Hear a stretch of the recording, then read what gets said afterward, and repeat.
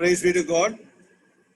We welcome all of you in the blessed name of our Lord and Savior, Jesus Christ.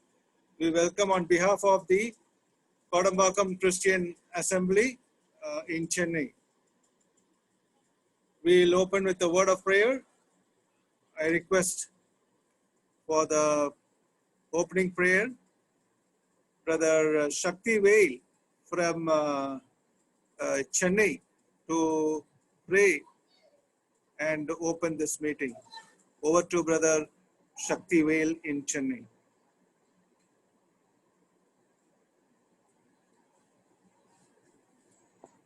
Hello. So brother, please. Okay. ஜெபம் செய்வோம்.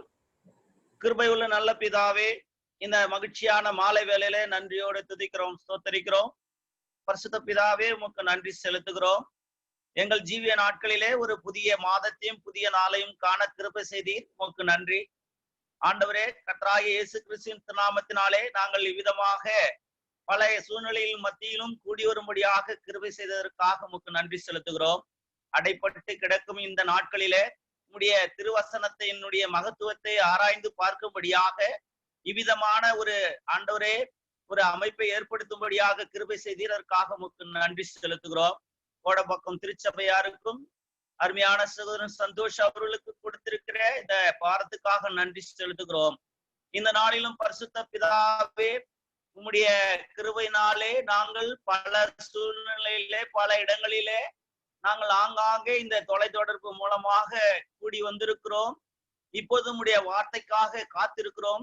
இந்த நாளிலே இக்கட்டான நாட்களிலே உம்முடைய வேதம் மாத்திரமே எங்களுக்கு ஔஷதமாக, எங்களுக்கு ஆண்டவரே உற்சாகத்தை கொடுக்கக்கூடியதாக, சீர்படுத்தக்கூடியதாக இருக்கிறபடினாலே உம்முடைய வேதத்தின் மகத்துவத்தை ஆராய்ந்து பார்க்கின்ற இந்த வேளையிலே உம்முடைய திருநாமம் மகிமைப்படுவதாக. உம்முடைய ஆண்டவரே வார்த்தையை கொண்டு நீர் எங்களோடு பேசும். ஆண்டவரே, உம்முடைய தாசரை எடுத்து எங்கள் மத்தியிலே பயன்படுத்தும். விசேஷமாக எங்கள் அருமையான பிரியமான சகோதரன் சாம்கே ஜான் அவர்களுக்கு வேண்டிய கிருபைகளை தாரும். வார்த்தைகளை ஏராளமாக தாராளமாய் தந்து தேவ ஆவியானவரின் ஒத்தாசையோடு கூட எங்களுக்கு பகிர்ந்தளிக்க கிருபை செய்தருளும். அதை மொழிபெயர்க்கிற அருமையான சகோதரன் சுரேந்திரனுக்கு வேண்டிய கிருபைகளை தந்து ஆண்டவரே சரியான விதத்திலே மொழிபெயர்க்க வேண்டிய கிருபையும் ஆண்டவரே ஞானத்தையும் கொடுக்க கெஞ்சி கேட்கிறோம். இந்த நாளிலே பல இடங்களிலிருந்து நாங்கள் கூடியிருக்கிறோம். ஆண்டவரே, எந்த தடையும் இல்லாதபடிக்கு இந்த நிகழ்ச்சியானது உடைய நாமத்துக்கு மகிமையாக நடைபெற வேண்டிய கிருபைகளை தாரும். இதிலே பங்கு பெறுகிற ஒவ்வொரு சகோதர சகோதரியிலும் சபையாரையும் குடும்பத்தாரையும் கர்த்தர் ஆண்டு கொள்வீராக. சொல்லும் ஆண்டவரே, அடியேன் கேட்கிறேன் என்ற சிந்தையோடு கூட அமர்ந்திருக்கிற வேளையிலே உடைய மெல்லிய சத்தத்தை நாங்கள் கேட்கட்டும்.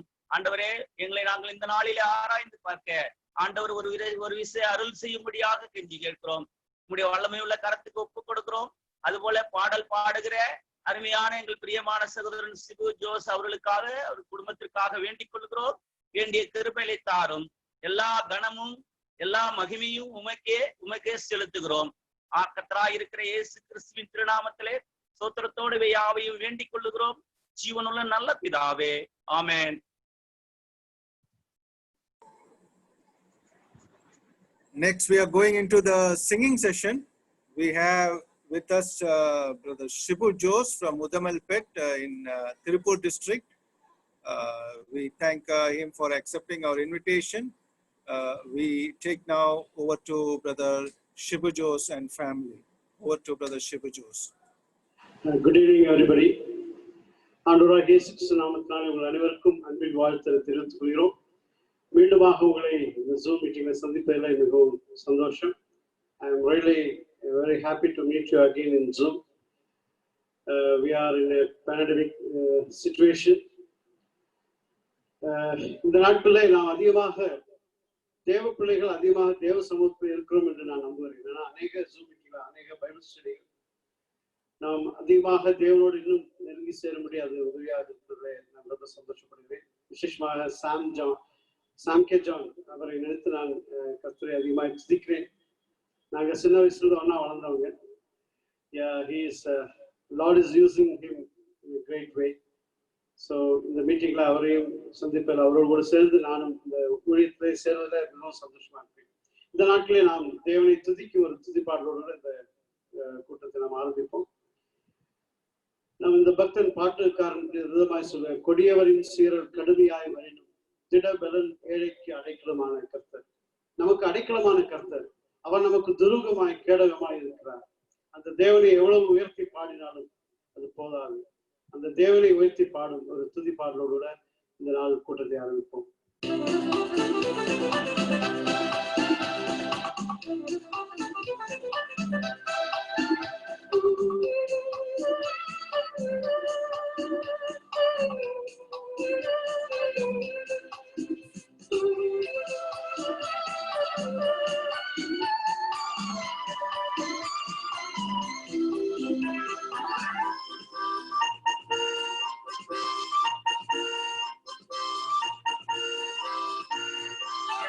தேவனை உயர்த்தி துதியுங்கள், அவர் நாமத்தை போற்றிய தேவனை உயர்த்தி துதியுங்கள். தேவனின் செயல் அதிசயம் என்று சொல்லி, தேவனின் செயல் அதிசயம் என்று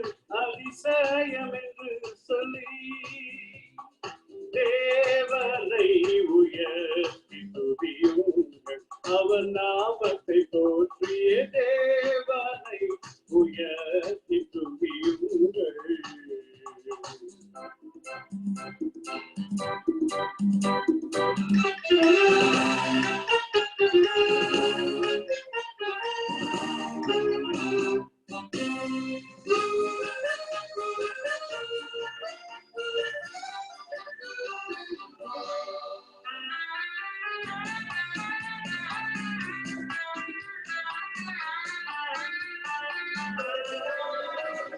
கொடியவரின் சீரல் கடுமையாய் வரையும் திடபலன் அடைக்கலமுமான, கொடியவரின் சீரல் கடுமையாய் வரையும் திடபலன் அடைக்கலமுமான, பாடும் பலவங்கள் ஆரவாரமென்றுமே, பாடும் பலவங்கள் ஆரவாரமென்றுமே, தேவனை உயர்த்தி துதியுங்கள், அவர் நாமத்தை போற்றிய தேவனை உயர்த்தி துதியுங்கள்.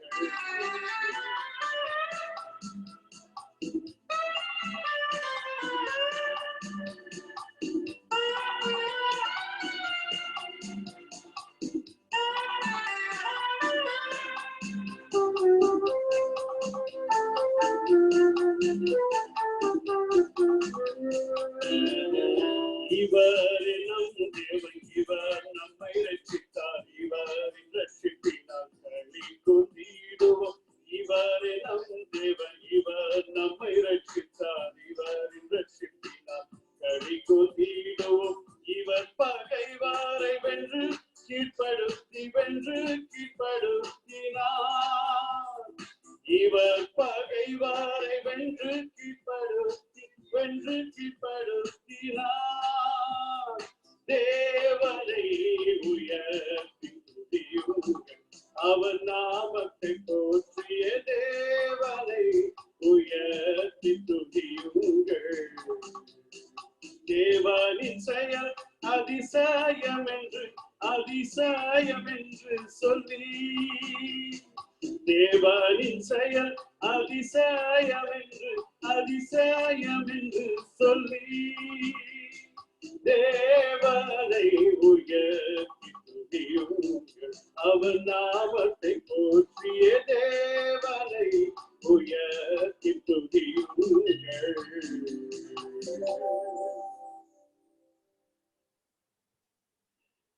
நமது ஆண்டவருக்கு அநேக நாமங்கள் உண்டு.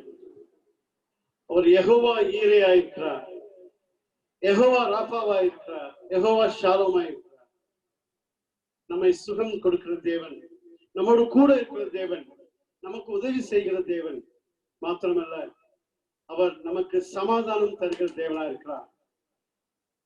இந்த கஷ்டமான சூழ்நிலையிலே தேவ பிள்ளைகள் சமாதானத்தோடு இருப்பதற்கு ஒரே காரணம், நமது ஆண்டவர் சமாதானத்தின் தேவன். அவர் நமக்கு கொடுத்திருக்கிற சமாதானம் அது பெரிதா இருக்கிறத பார்க்கிறோம். உலகம் கொடுக்கிற சமாதானம் அல்ல, தேவ பிள்ளைகளுக்கு தேவன் கொடுத்திருக்கிற சமாதானம் அது பெரிதா இருக்கிற. தெய்வ மக்களுக்கு தெய்வம் தந்துட்டுள்ள சமாதானம் அது வலுதான். அது லோகம் தெரிந்த சமாதானம் போல் அல்ல. ಈ ಗಾನ ನಮಗೆ ಕೇಳ್ಕಾಂ. ಯೆಹೋವಾ ಇರೆ ಕದಾವಾಂ ದೈವಂ.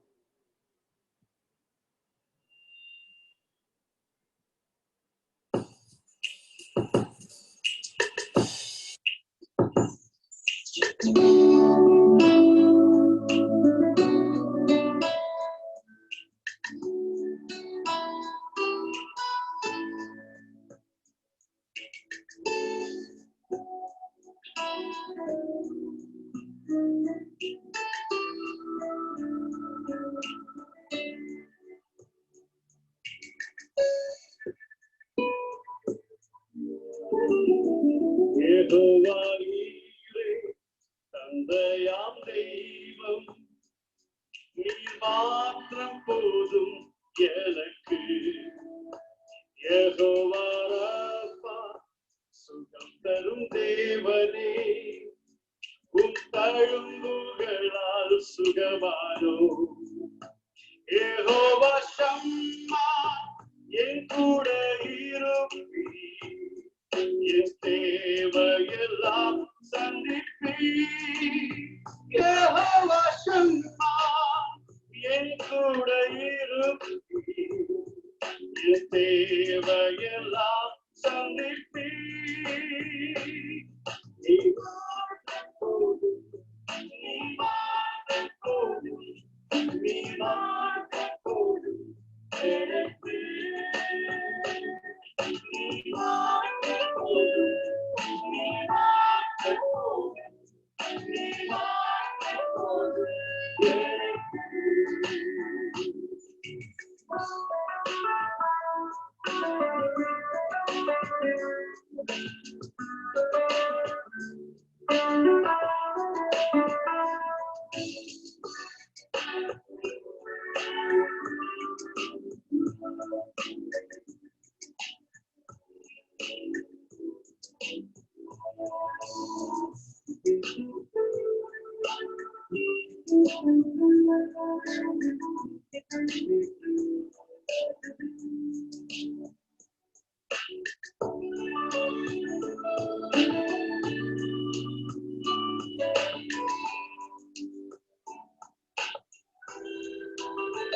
யெகோவா எலோஹிம் சிருஷ்டிப்பின் தேவனே, உம் வார்த்தையால் உருவாக்கினீர். யெகோவா பரிசுத்தர் உன்னதர் நீரே, உம்மை போல் வேறு தேவன் இல்லை. யெகோவா ஷாலோம் உம் சமாதானம் தந்திரன் உள்ளத்திலும். யெகோவா ஷாலோம் உம் சமாதானம் தந்திரன் உள்ளத்திலும்.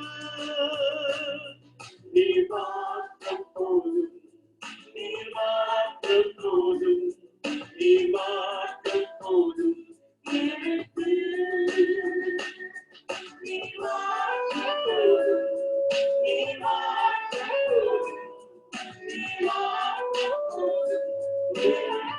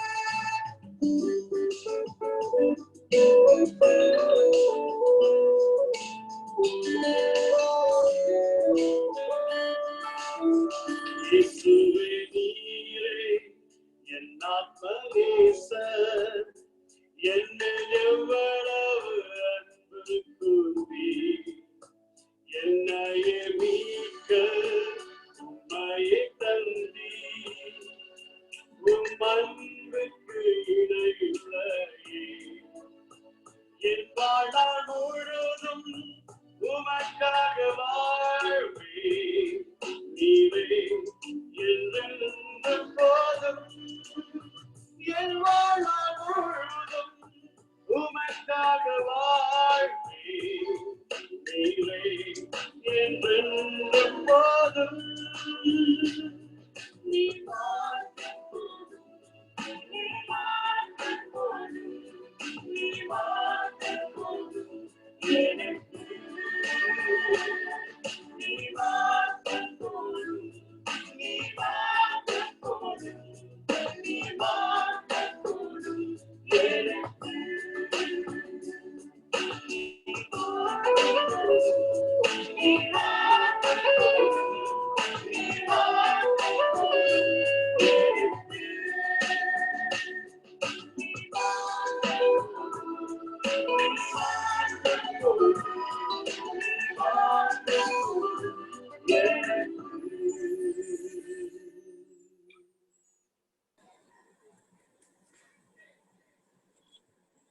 Thank you, Brother Shibu, for those songs, for singing that, and we glorify God for the songs.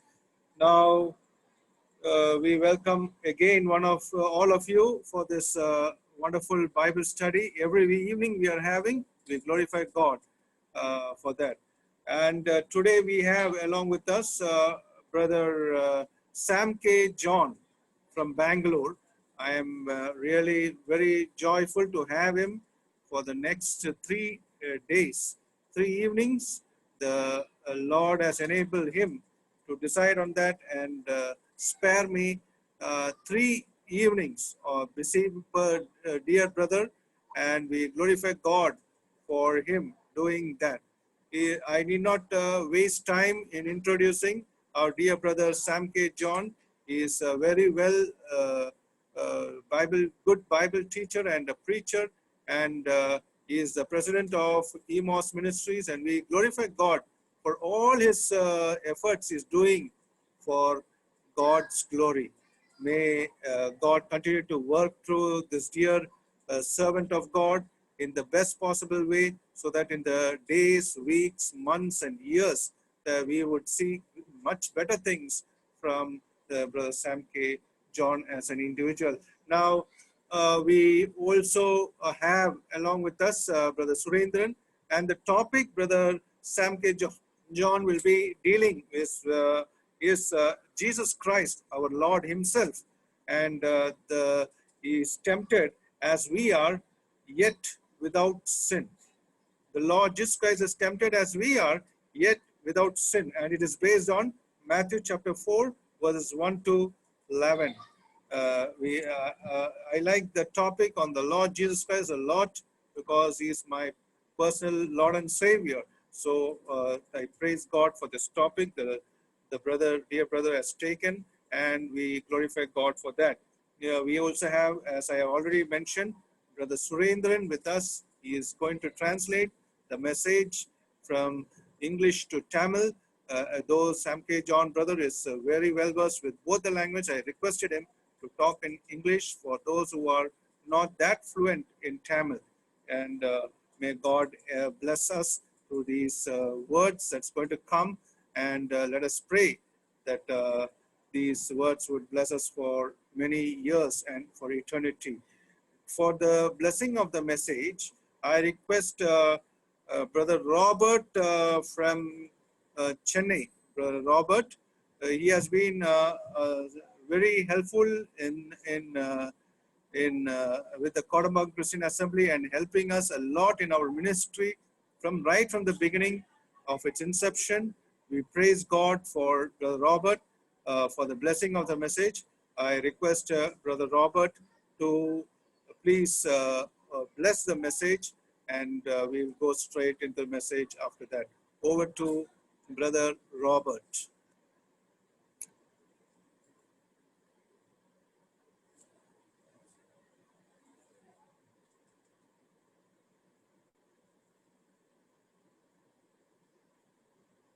I think there's some technical problem. We'll go to, I request the elder of Royapuram Christian Assembly, Brother Francis Xavier, to please bless the message with a prayer.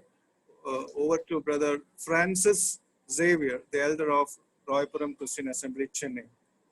ஜெபம் செய்வோம். கேக்குதாங்க brother? கேக்குதுங்க, please. ஜெபம் செய்வோம். மகா அன்பும் இரக்கமும் கிருபை நிறைந்த எங்களுடைய பரம தகப்பனே, இந்த இனிதான மாலை வேலைக்காக நாங்கள் உம்மை ஸ்தோத்திரம் செய்கின்றோம்.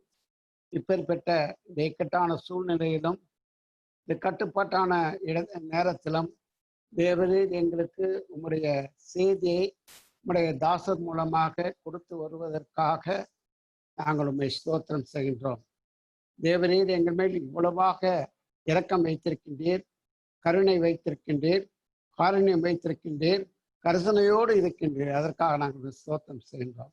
விசேஷமாக கோடம்பாக்கம் சபையினருக்காக அதை தாங்கி வழிநடத்தும் அருமை சகோதரர் ஜான் அவர்களுக்காக நாங்கள் ஸ்தோத்திரம் செய்கின்றோம். மேலும் கர்த்தாவே, எங்களுக்காக பெங்களூரிலிருந்து தேவனுடைய செய்தியை கொடுக்க இருக்கும் தேவதாசனுக்காக நாங்கள் ஸ்தோத்திரம் செய்கின்றோம்.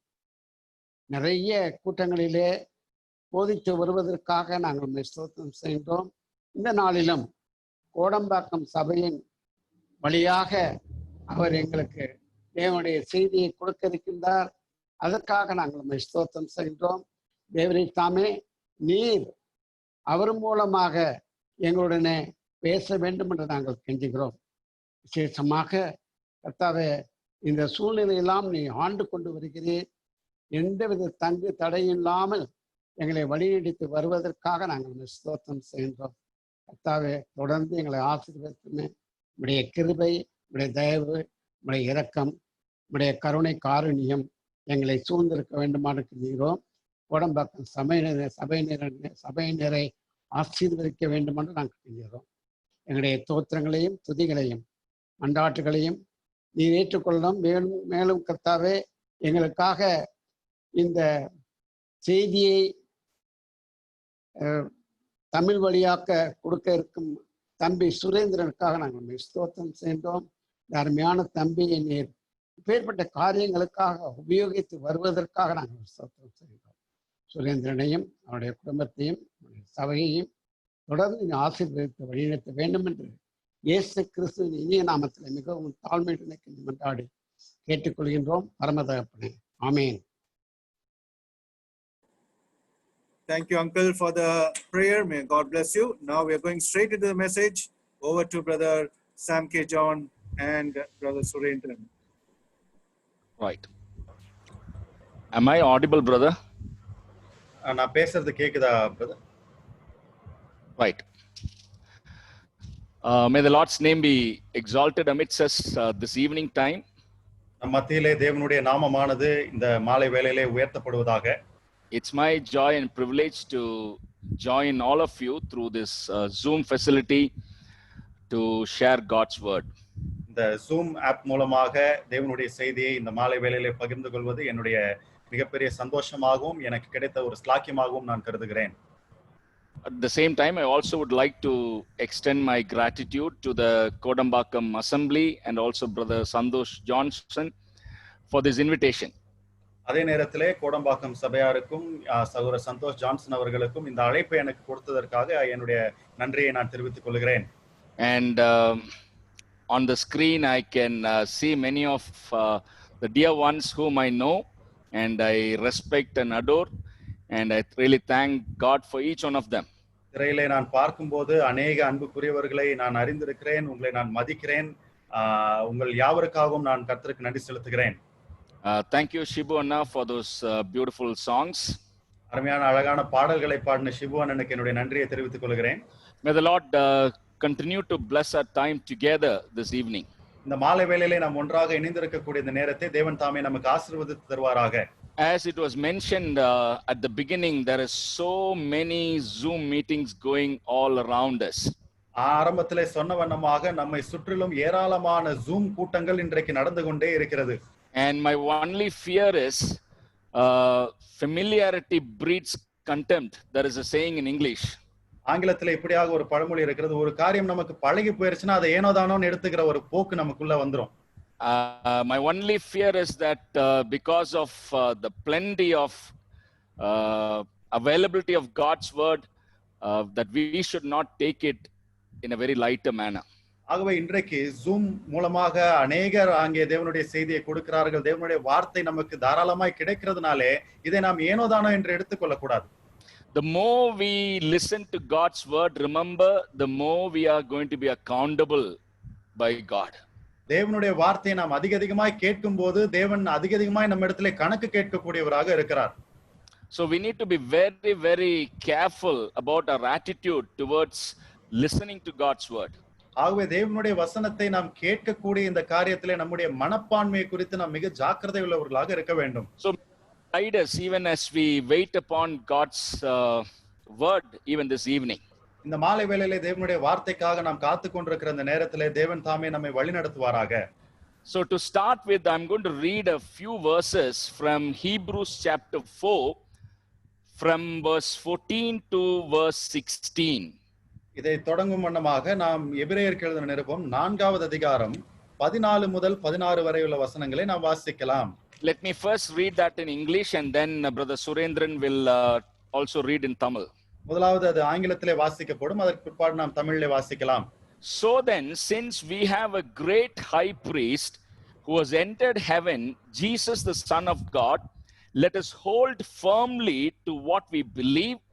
This high priest of ours understands our weaknesses, for he faced all the same testings we do, yet he did not sin. So let us come boldly to the throne of our gracious God. There we will receive his mercy and we will find grace to help us when we need it most. எபிரேயர் 4:14 முதல் 16 வரை. வானங்களின் வழியாய் பரலோகத்திற்கு போன தேவகுமாரனாகிய இயேசு என்னும் மகா பிரதான ஆசாரியர் நமக்கு இருக்கிறபடியால் நாம் பண்ணின அறிக்கையை உறுதியாய் பற்றி கொண்டிருக்க கடவோம். நம்முடைய பலவீனங்களை குறித்து பரிதபிக்க கூடாத பிரதான ஆசாரியர் நமக்கு இராமல் எல்லா விதத்திலும் நம்மை போல சோதிக்கப்பட்டும் பாவமில்லாதவராய் இருக்கிற பிரதான ஆசாரியர் நமக்கு இருக்கிறார். ஆதலால் நாம் இரக்கத்தை பெறவும் ஏற்ற சமயத்தில் சகாயம் செய்யும் கிருபையை அடையவும் தைரியமாய் கிருபாசன தண்டையிலே சேர கடவோம். I'm sure we all know that Jesus Christ, our Savior and Lord, is a role model to our spiritual lives. நாம் எல்லாருக்கும் நன்றாய் தெரியும், நம்முடைய இரட்சகரும் மீட்பருமாய் இருக்கிற ஆண்டவர் இயேசு கிறிஸ்து நாம் எல்லாருக்கும் ஒரு ஆவிக்குரிய வாழ்க்கையின் முன்மாதிரியாய் இருக்கிறார். He came into the world not only to die on the cross in order to take away our sins. அவர் இந்த பூமிக்கு வந்ததனுடைய நோக்கம் சிலுவையிலே அறையப்பட்டு நம்முடைய பாவங்களை போக்குவதற்காக மட்டுமல்ல, he also came into the world and lived a perfect life for 33.5 years and set a model for our earthly living. அவர் இந்த உலகத்திலே வந்து 33 ஆண்டுகளாக ஒரு பரிபூர்ணமான எந்த ஒரு பாவமும் இல்லாத ஒரு வாழ்க்கை வாழ்ந்து நமக்கு ஒரு நல்ல முன்மாதிரியை உலக பிரகாரமான வாழ்க்கைக்கு அவர் நிறுவி இருக்கிறார். So the writer to the Hebrews, he says, today we have a high priest who understands us so well. ஆகவே எபிரேயருக்கு எழுதின நிருபத்தை எழுதின ஆசிரியர் மிக தெளிவாய் நமக்கு சொல்லுகிறார், இன்றைக்கு நமக்கு உண்டாயிருக்கிற இந்த பிரதான ஆசாரியர் நம்மை நன்றாய் புரிந்து கொள்ளக்கூடிய பிரதான ஆசாரியராய் இருக்கிறார். He understands you and me so well because he himself has gone through every bit of life that we are going through today. அவர் உங்களையும் என்னையும் நன்றாக புரிந்து வைத்தவராய் இருக்கிறார். ஏனென்று சொன்னால் அவர் இந்த பூமியிலே வாழ்ந்த காலகட்டத்திலே நாம் கடந்து போகக்கூடிய எல்லா சூழ்நிலையும் ஊடாகவும் அவரும் கடந்து போயிருக்கிறார். Maybe there are people now who wonder when they go through difficult times, is God able to understand what I am going through? இன்றைக்கு இருக்கக்கூடிய மக்கள் ஒருவேளை அவர்கள் கஷ்டமான சூழ்நிலையை தங்களுடைய வாழ்க்கையில சந்திப்பார்கள் என்றால் ஒருவேளை அவர்கள் நினைக்கலாம், நான் போய்கொண்டிருக்கிற இந்த சூழ்நிலை எல்லாம் தேவனுக்கு புரியுதோ புரியலையோ. Even sometimes, no, godly people, we also go through frustrating moments like this when we sometimes question, God, do you really know what I'm going through? இப்படிப்பட்ட நிலைமையிலே தேவபக்தி உள்ள மக்களாய் இருக்கக்கூடிய நாமும் கூட சில நேரங்களிலே தேவனுக்கு எதிராக கேள்வி கேட்கக்கூடியவர்களாக இருக்கிறோம். ஆண்டவரே, என்னுடைய வாழ்க்கையில என்னவெல்லாம் நடந்து கொண்டிருக்கிறது, இதெல்லாம் நீர் பார்த்து கொண்டு தான் இருக்கிறீரா என்று கேட்கிறோம்.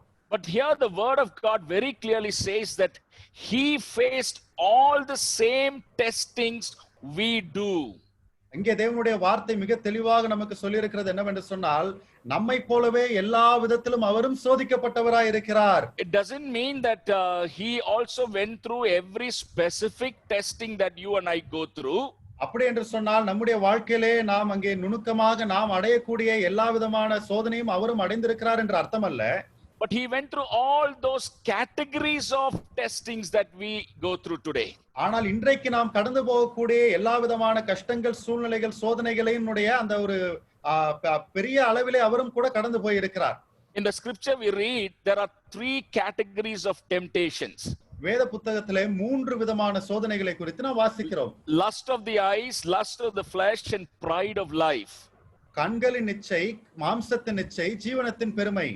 And Jesus Christ went through all these 3 categories of testing or temptation. இந்த 3 விதமான சோதனைகளின் ஊடாகவும் ஆண்டவராகிய இயேசு கிறிஸ்து கடந்து போய் இருக்கிறார். So Jesus Christ may not have gone through what you and I are going through today in terms of this pandemic. ஆகவே ஆண்டவராகிய இயேசு கிறிஸ்து இப்படிப்பட்ட ஒரு தொற்று நோய் காலகட்டத்திலே நாம் கடந்து போய் கொண்டிருக்கக்கூடிய ஒரு சூழ்நிலை போல அவர் கடந்து போய் இல்லாமல் இருக்கலாம். But that the kind of emotions that emerges out of this kind of a situation, Jesus also went through. ஆனால் இப்படிப்பட்ட சூழ்நிலை நமக்கு உண்டாயிருக்கும் போது நம்முடைய உணர்வு எழுச்சிகள் எப்படி இருக்கிறதோ அதே போன்ற உணர்வு எழுச்சிகள் அவருக்கு ஏற்படக்கூடிய சூழ்நிலைகளை அவர் பார்த்திருக்கிறார். Brothers and sisters, therefore we have a perfect role model in Christ Jesus today. ஆகவே அருமையான சகோதர சகோதரிகளே, ஆண்டவராகிய இயேசு கிறிஸ்துவுக்குள்ளாக மிக சிறப்பான ஒரு முன்மாதிரி நமக்கு இருக்கிறார். So whatever testings or temptations that we are going through today, when we look at Jesus, we can learn lessons, we can learn encouragement from his own life. ஆகவே எப்படிப்பட்ட சோதனைகளையும் கஷ்டங்களையும் இன்றைக்கு நாம் சந்தித்துக் கொண்டிருந்தாலும் கூட ஆண்டவர் இயேசு கிறிஸ்துவை நாம் பார்க்கும்போது அவருடைய வாழ்க்கையிலிருந்து ஒரு சில பாடங்களை கற்றுக்கொண்டு நாம் உற்சாகம் அடையக்கூடும். So what I'm going to do is today, tomorrow and day after tomorrow, God willing, we will look at Matthew chapter 4 in 3 parts. ஆகவே கர்த்தருக்கு சித்தமானால் இன்றைக்கும் நாளைக்கும் நாளை மறுநாளும் மத்தேயு எழுதின சுவிசேஷம் 4வது அதிகாரத்தை 3 பகுதிகளாக நாம் சிந்திக்க இருக்கிறோம். And as we all know, it talks about the temptation of Jesus. நாம் எல்லாரும் அறிந்த வண்ணமாக இந்த பகுதியானது ஆண்டவர் இயேசு கிறிஸ்துவினுடைய சோதனையை குறித்து பேசுகிறது. Although Jesus faced temptations and testing throughout his life, this is recorded in the scripture as a very, very specific instance where we can learn how Jesus overcame those temptations. ஆண்டவராகிய இயேசு கிறிஸ்து பூமியிலே வாழ்ந்த காலகட்டத்திலே அவருடைய வாழ்நாள் முழுவதுமாக பல சோதனைகளை பல நேரங்களிலே சந்தித்துக் கொண்டே இருந்தாலும் கூட இந்த குறிப்பிட்ட பகுதியை அவருடைய சோதனையின் மையமாக நாம் படிக்கும் போது நாம் இந்த நேரத்திலே எப்படி இந்த சோதனை அவர் மேற்கொண்டார் என்று பாடங்களை கற்றுக்கொள்ள முடியும். So please open your Bibles to Matthew chapter 4 and we'll be looking at verse 1 to verse 11. ஆகவே உங்களுடைய வேத புத்தகங்களை நீங்கள் மத்தேயு 4வது அதிகாரத்துக்கு நேராக திருப்பிக் கொள்ளுங்கள். நாம் 1வது வசனம் முதல் 11வது வசனம் வரைக்குமாக இருக்கிற காரியங்களை இன்றைக்கு சிந்திக்கலாம். Today we'll be just focusing on the first 4 verses. இன்றைக்கு பாடத்திற்காக நாம் முதல் 4 வசனங்களை மட்டுமே சிந்திக்க இருக்கிறோம். So may I request Brother Surendran if you could read those 4 verses in Tamil. ஆகவே தமிழிலே அந்த முதல் 4 வசனங்களை நான் உங்களுக்கு வாசிக்கிறேன். அப்பொழுது இயேசு பிசாசினால் சோதிக்கப்படுவதற்கு ஆவியானவராலே வனாந்திரத்துக்கு கொண்டு போகப்பட்டார். அவர் இரவும் பகலும் 40 நாள் உபவாசமாய் இருந்த பின்பு அவருக்கு பசி உண்டாயிற்று. அப்பொழுது சோதனைக்காரன் அவரிடத்தில் வந்து, நீர் தேவனுடைய குமாரனேயானால் இந்த கல்லுகள் அப்பங்களாகும்படி சொல்லும் என்றான். அவர் பிரதியுத்தரமாக, மனுஷன் அப்பத்தினாலே மாத்திரமல்ல தேவனுடைய வாயிலிருந்து புறப்படுகிற ஒவ்வொரு வார்த்தையினாலும் பிழைப்பான் என்று எழுதியிருக்கிறதே என்றார். Brothers and sisters, at the outset, I just want to make 2 comments before we look at the first temptation. அருமையான சகோதர சகோதரிகளே, முதலாவது இந்த சோதனையை நாம் பார்ப்பதற்கு முன்பாக முதலாவது 2 காரியங்களை நான் உங்களுக்கு சொல்ல விரும்புகிறேன். No, this chapter begins with a very strange statement. இந்த அதிகாரமானது மிக வினோதமான ஒரு கூற்றோடு கூட ஆரம்பிக்கிறது. Jesus was led by the Spirit into the wilderness to be tested or tempted by the devil. இயேசு பிசாசினால் சோதிக்கப்படுவதற்கு ஆவியானவராலே வனாந்திரத்திற்கு கொண்டு போகப்பட்டார். Now why would the Spirit do this to Jesus?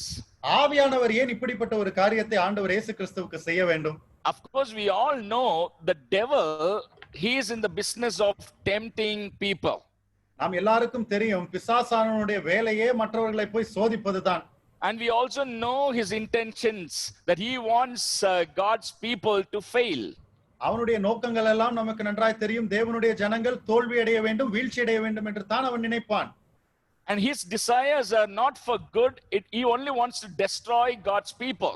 அவனுடைய நோக்கங்கள் எல்லாம் ஒருபோதும் நன்மைக்கு ஏதுவாய் இருக்க போகிறதில்லை. அவன் தேவனுடைய பிள்ளைகளை அழித்து போட வேண்டும் என்று தான் கங்கணம் கட்டி கொண்டு திரிகிறான். And I'm sure God, triune God, knows this very well, more than any of us. திரியேக தேவனுக்கு இந்த காரியம் மிக நன்றாய் தெரியும் நம்மை காட்டிலும். Then why would he allow his son to be led by the Spirit into the wilderness to be tempted by the devil? ஆகவே இப்படிப்பட்ட சூழ்நிலையிலே தன்னுடைய குமாரனை ஆவியானவரால் அங்கே வனாந்திரத்துக்கு வழிநடத்தப்பட்டு அந்த இடத்துல பிசாசினால் சோதிக்கப்படுவதற்கு ஏன் அனுமதிக்க வேண்டும்? Brothers and sisters, when we talk about temptation, we need to keep these two factors in our mind. அருமையான சகோதர சகோதரிகளே, நாம் இந்த சோதனையை குறித்து பேசும்போது இந்த இரண்டு காரியங்களை நம்முடைய மனதிலே நாம் வைத்துக் கொண்டிருக்க வேண்டும். Same temptation, but there are two dimensions to that. அதே சோதனை தான், ஆனா அதுல இரண்டு கோணங்கள் இருக்கிறது. We have the Spirit who is allowing us to be tempted or tested. ஆவியானவர் ஒரு பக்கத்துல இருக்கிறார், அவர் நாம் சோதிக்கப்படுவதற்கு நம்மை அனுமதிக்கிறார். On the other side, we also have the devil who wants to use the temptation to destroy our lives. இன்னொரு பக்கத்திலே பிசாசானவன் இந்த சோதனையை பயன்படுத்தி நம்முடைய வாழ்க்கையை அழித்து போட வேண்டும் என்று நினைக்கிறான். So for every testing that comes into your life and my life, we have these two dimensions to be considered. ஆகவே உங்களுடைய வாழ்க்கையிலும் என்னுடைய வாழ்க்கையிலும் வரக்கூடிய ஒவ்வொரு சோதனையை பொறுத்து மட்டிலே இந்த இரண்டு பரிணாமங்களையும் நாம் சிந்திக்க வேண்டும். Now we know when God created the first man, Adam, and also his wife Eve, ஆண்டவர் அந்த முதல் மனிதனாகிய ஆதாமையும் அவனுடைய மனைவியாகிய ஏவாளையும் உண்டாக்கின போது they were also tested in the Garden of Eden. அவர்களும் கூட அந்த ஏதேன் தோட்டத்திலே சோதிக்கப்பட்டார்கள். Unfortunately, the first man, he fell to the temptation or the snares of the devil. ஆனால் துரதிர்ஷ்டவசமாக உலகத்தின் முதல் மனிதன் அந்த சோதனையிலே வீழ்ந்து போனான், பிசாசினுடைய தந்திரத்தினாலே வஞ்சிக்கப்பட்டான். Now here is the second Adam, the Son of God, who is also going to be tested by the devil on the same three lines. ஆகவே இங்கே அந்த இரண்டாம் ஆதாமாகிய தேவனுடைய குமாரனானவர் இதே மூன்று காரியங்களிலே சோதிக்கப்படுகிறார். And here the Spirit of God wants the world to know, here is the second person of Trinity who was also tested in the same way like the first man and yet stood victorious.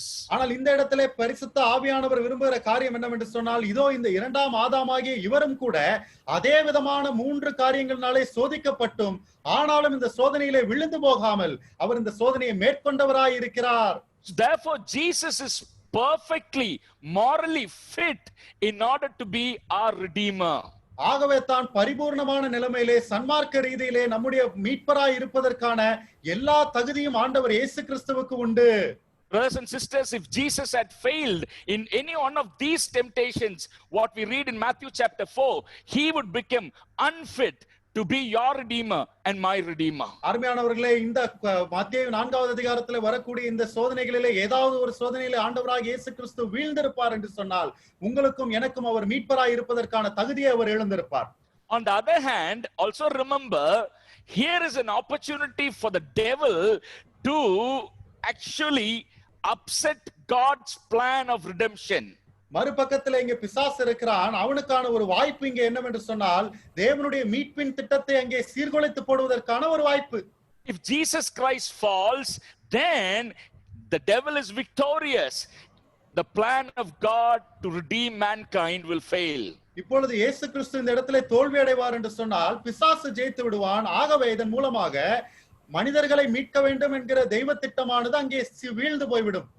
Brothers and sisters, even in your life, whenever you face a test or a temptation, always remember there is God who is allowing you to be tested as he did to his son and also like Abraham and many others, and also the devil who wants to use the same opportunity to bring you down.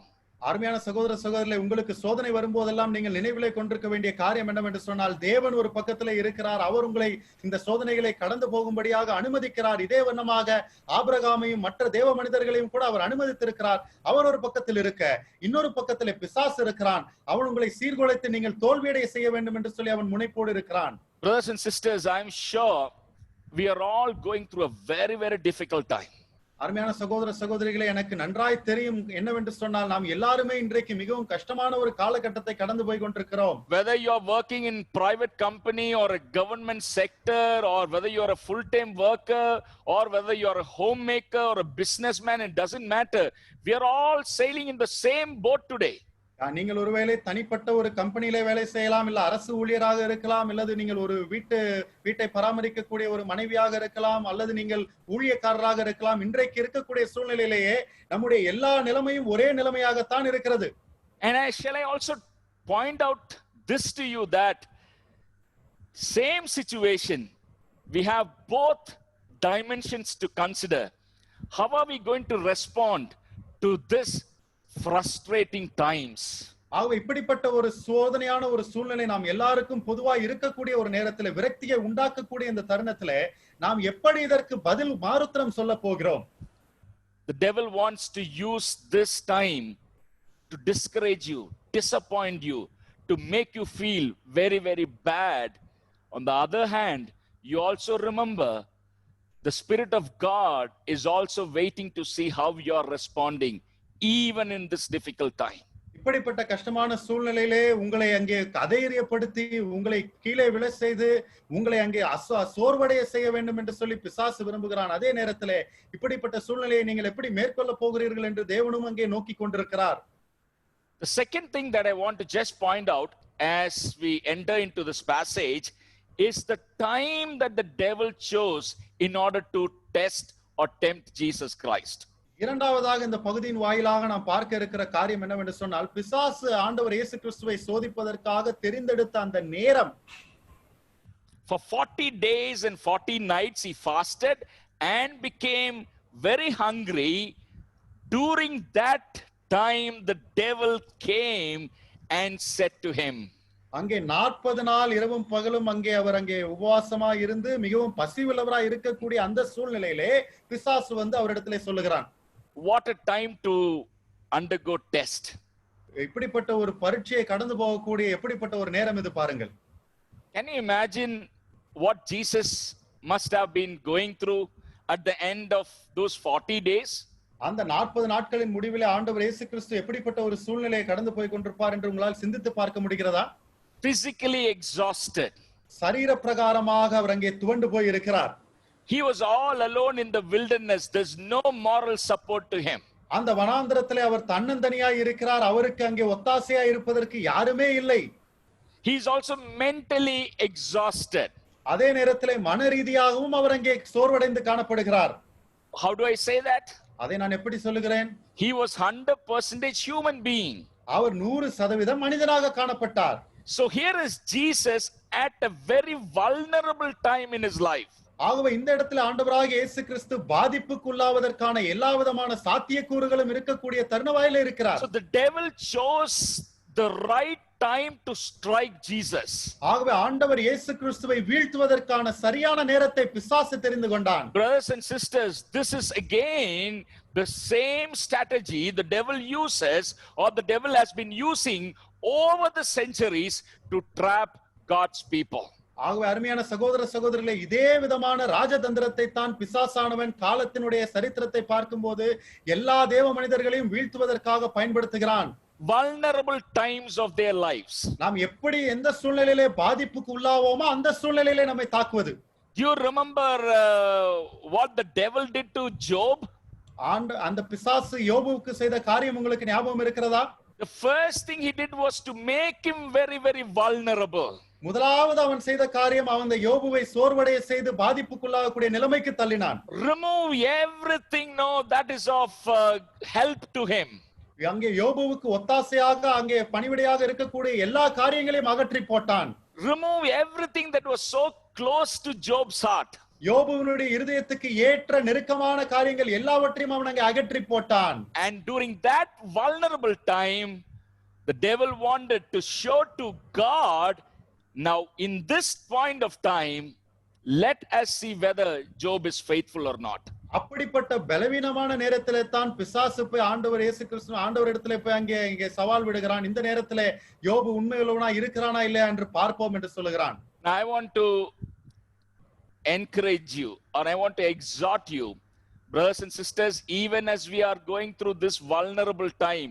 Maybe some of you, your income is cut down now. Your salary is cut down to 0.5%. Maybe some of you are losing your jobs. Your health is not keeping well. There are issues in the family. Your children's studies, everything looks very, very uncertain.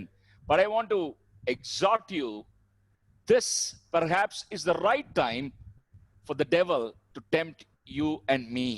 அருமையான சகோதர சகோதரிகளே, உங்களுக்கு ஒரு காரியத்தை நான் சொல்ல பிரியப்படுகிறேன். இதன் மூலமாக உங்களை உற்சாகப்படுத்த விரும்புகிறேன். உங்களை நான் அங்கே ஜாக்கிரதையா இருக்கும்படியாக இப்படி சொல்கிறேன். ஒருவேளை உங்களுடைய வாழ்க்கை சூழ்நிலை இப்பொழுது மோசமாக இருக்கலாம். ஒருவேளை உங்களுடைய வேலை போயிருக்கலாம். ஒருவேளை உங்களுக்கு வருமானம் இல்லாமல் இருக்கலாம். ஒருவேளை உங்களுடைய பிள்ளைகளை குறித்த காரியத்திலே பிரச்சனைகள் காணப்படலாம். பல்வேறு சோதனைகள் இந்த சூழ்நிலையிலே உங்களை சூழ்ந்து கொண்டிருக்கலாம். ஆனால் இந்த சூழ்நிலையிலே நாம் மிக ஜாக்கிரதையாக பிசாசு நம்மை தாக்கக்கூடிய இந்த பலவீனமான தருணத்திலே நாம் கவனமாய் இருக்க வேண்டியவர்களாய் இருக்கிறோம். Remember, there are two people, or maybe I need to use a different word. There are two persons who are waiting to see what is going to happen to your life. இப்பொழுது உங்களுடைய வாழ்க்கையிலே என்ன நடக்க போகிறது என்பதை பார்ப்பதற்காக இரண்டு நபர்கள் அங்கே ஆயத்தமாய் காத்து கொண்டிருக்கிறார்கள். There are two persons who are eagerly waiting to see how we are going to respond to this difficult situation. இப்படிப்பட்ட கஷ்டமான சூழ்நிலையிலே நீங்கள் மாறுத்தரம் சொல்ல போகிறீர்கள் என்பதை பார்க்கும்படியாக இரண்டு நபர்கள் காத்து கொண்டிருக்கிறார்கள். One is your loving God. முதலாவது உங்களை நேசிக்கக்கூடிய உங்கள் அன்பான தேவன். And secondly, the devil, the one who wants to destroy you. இரண்டாவதாக பிசாசு, அவன் உங்களை அழிப்பதற்காக திரிகிறான். Keep that in your mind as we consider the rest of the passage. நாம் மீதமுள்ள அந்த பகுதியை நாம் இங்கே சிந்திக்கும் போது இந்த காரியங்களை உங்களுடைய மனதிலே நீங்கள் பதித்துக் கொள்ளுங்கள். Matthew chapter 4 and அதிகாரம். we're going to read verse 3. நாம் 3வது வசனத்தை வாசிக்க போகிறோம். During that time the devil came and said to him, if you are the son of God, tell these stones to become loaves of bread. அப்பொழுது சோதனைக்காரன் அவரிடத்தில் வந்து, நீர் தேவனுடைய குமாரனே ஆனால் இந்த கல்லுகள் அப்பங்களாகும்படி சொல்லும் என்றான். Brothers and sisters, there is a kind of a Greek construction in the original language which needs to be highlighted. அருமையான சகோதர சகோதரர்களே, இந்த இடத்துல இந்த மூல பாஷையிலே கிரேக்க பாஷையிலே இது எழுதப்படும் போது இது ஒரு விதத்திலே எழுதப்பட்டதா இருக்கிறது. அதை நான் உங்களுக்கு விளக்க முற்படுகிறேன். The devil is not looking at Jesus and saying, I have a doubt, if you are the son of God, do this. அங்கே பிசாசு ஆண்டவராக இயேசு கிறிஸ்துவை இங்கே பார்த்து, ஐயா எனக்கு ஒரு சந்தேகம் இருக்கு, நீர் தேவனுடைய குமாரனாய் இருந்தால் இப்படி செய்யுங்கன்னு சொல்லி கேட்கல. That is not what the devil said to Jesus. அப்படியே ஆண்டவர் இயேசு கிறிஸ்துவினிடத்திலே பிசாசு ஒருபோதும் சொல்லவில்லை. Rather, since you are the son of God, now do this. மாறாக பிசாசு எப்படி சொல்லுகிறான் என்றால், நீர் தேவனுடைய குமாரனாய் இருக்கிறபடினாலே இப்படி செய்யும். Now, if you look at the previous chapter, we see Jesus being baptized by John the Baptist. இதற்கு முன்பாக இருக்கக்கூடிய அதிகாரத்தை நாம் பார்ப்போம் என்று சொன்னால், ஆண்டவர் இயேசு கிறிஸ்து யோவான் ஸ்நானகனாலே அங்கே ஞானஸ்நானம் So பெறுகிறார். when Jesus came out of the Jordan River, there was this great voice crying out, this is my son in whom I am well pleased. ஆண்டவர் இயேசு கிறிஸ்து அங்கே யோர்தான் நதியிலிருந்து வெளியே வந்தவுடனே அங்கே ஒரு மாபெரும் சத்தம் உண்டாயிற்று, இவர் என்னுடைய நேசகுமாரன், இவரில் நான் பிரியமாயிருக்கிறேன். The devil also heard that voice. பிசாசு அந்த சத்தத்தையும் கூட கேட்டான். So now the devil is using that statement to test Jesus. இப்பொழுது பிசாசு அந்த வாக்கியத்தை, அந்த கூற்றை பயன்படுத்தி ஆண்டவர் இயேசு கிறிஸ்துவை சோதிக்கிறான். Yes, I agree that you are the son of God. So therefore, I am asking you, you are feeling hungry. why don't you turn these stones into loaves of bread? பிசாசு சொல்லுகிறான், நீர் தேவனுடைய குமாரன் தான் என்பதை நான் ஒத்துக்கொள்ளுகிறேன். ஆகவே நீர் தேவனுடைய குமாரனா இருக்கிறபடினாலே இப்பொழுது நீர் பசியாக வேற இருக்கிறீர். ஆகவே இந்த கல்லுகள் அப்பங்களாகும்படி மாறும்படி நீர் சொன்னால்தான் என்ன? I want you to really understand this here. இந்த காரியத்தை நீங்கள் இங்கே புரிந்து கொள்ள வேண்டும் என்று சொல்லி நான் பிரியப்படுகிறேன். Hey Jesus, you have the ability to do this miracle. ஓ இயேசுவே, இந்த அற்புதத்தை நிகழ்த்துவதற்கான எல்லா ஆற்றலும் உம்மிடத்தில் இருக்கிறதே. And you also have a very, very desperate need. You're feeling hungry. இப்பொழுது உங்களுக்கு ஒரு பயங்கரமான தேவையும் இருக்கிறது. நீர் பசியாய் அல்லவா இருக்கிறீர். So what is preventing you from going ahead to turn these stones into loaves of bread? ஆகவே இப்பொழுது இந்த கல்லுகளை எல்லாம் அப்பங்களாக மாற்றாதபடிக்கு உம்மை தடுக்கக்கூடிய காரியம் என்ன? You know what? In the wilderness, many people say there were limestones which look like our மல்லிகைப்பூ இட்லி. வனாந்திரத்திலே நாம் பார்க்கும்போது அங்க இருக்கக்கூடிய அந்த கற்கள் எல்லாம் அங்கே மல்லிகைப்பூ இட்லியை போல அங்கே இருக்குமாம். So here is the temptation from the devil. Can you see the limestones that are lying around you? And all that you need is to say one word, because you are son of God, and they will become loaves of bread. அங்கே அவன் சொல்லுகிற காரியம் என்னவென்று சொன்னால், இங்கே இருக்கக்கூடிய இந்த கற்களை எல்லாம் நீர் பார்க்கிறீர். இப்பொழுது நீர் பயங்கர பசியிலே வேற இருக்கிறீர். நீர் ஒரு வார்த்தை சொன்னால் போதுமே, இந்த காரியங்கள் எல்லாம் அப்படியே அப்பமாக இட்லியை போல் மாறிவிடுமே என்று சொல்லுகிறான். Now we come to the main question here. இப்பொழுது நாம் இங்கே ஒரு மிக முக்கியமான கேள்விக்கு நேராய் வந்திருக்கிறோம்.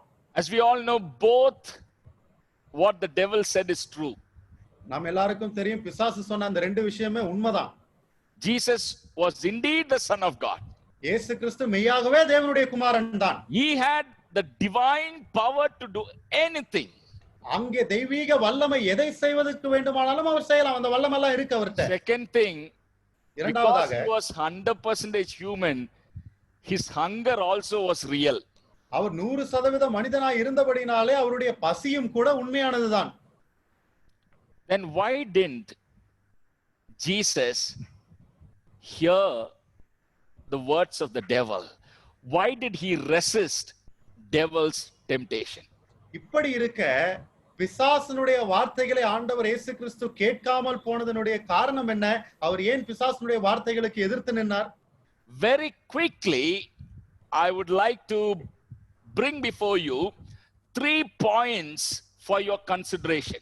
மிகவும் துரிதமாக உங்கள் சிந்தனைக்காக 3 குறிப்புகளை நான் கொண்டு வர விரும்புகிறேன். So that now we would understand the essence of this temptation.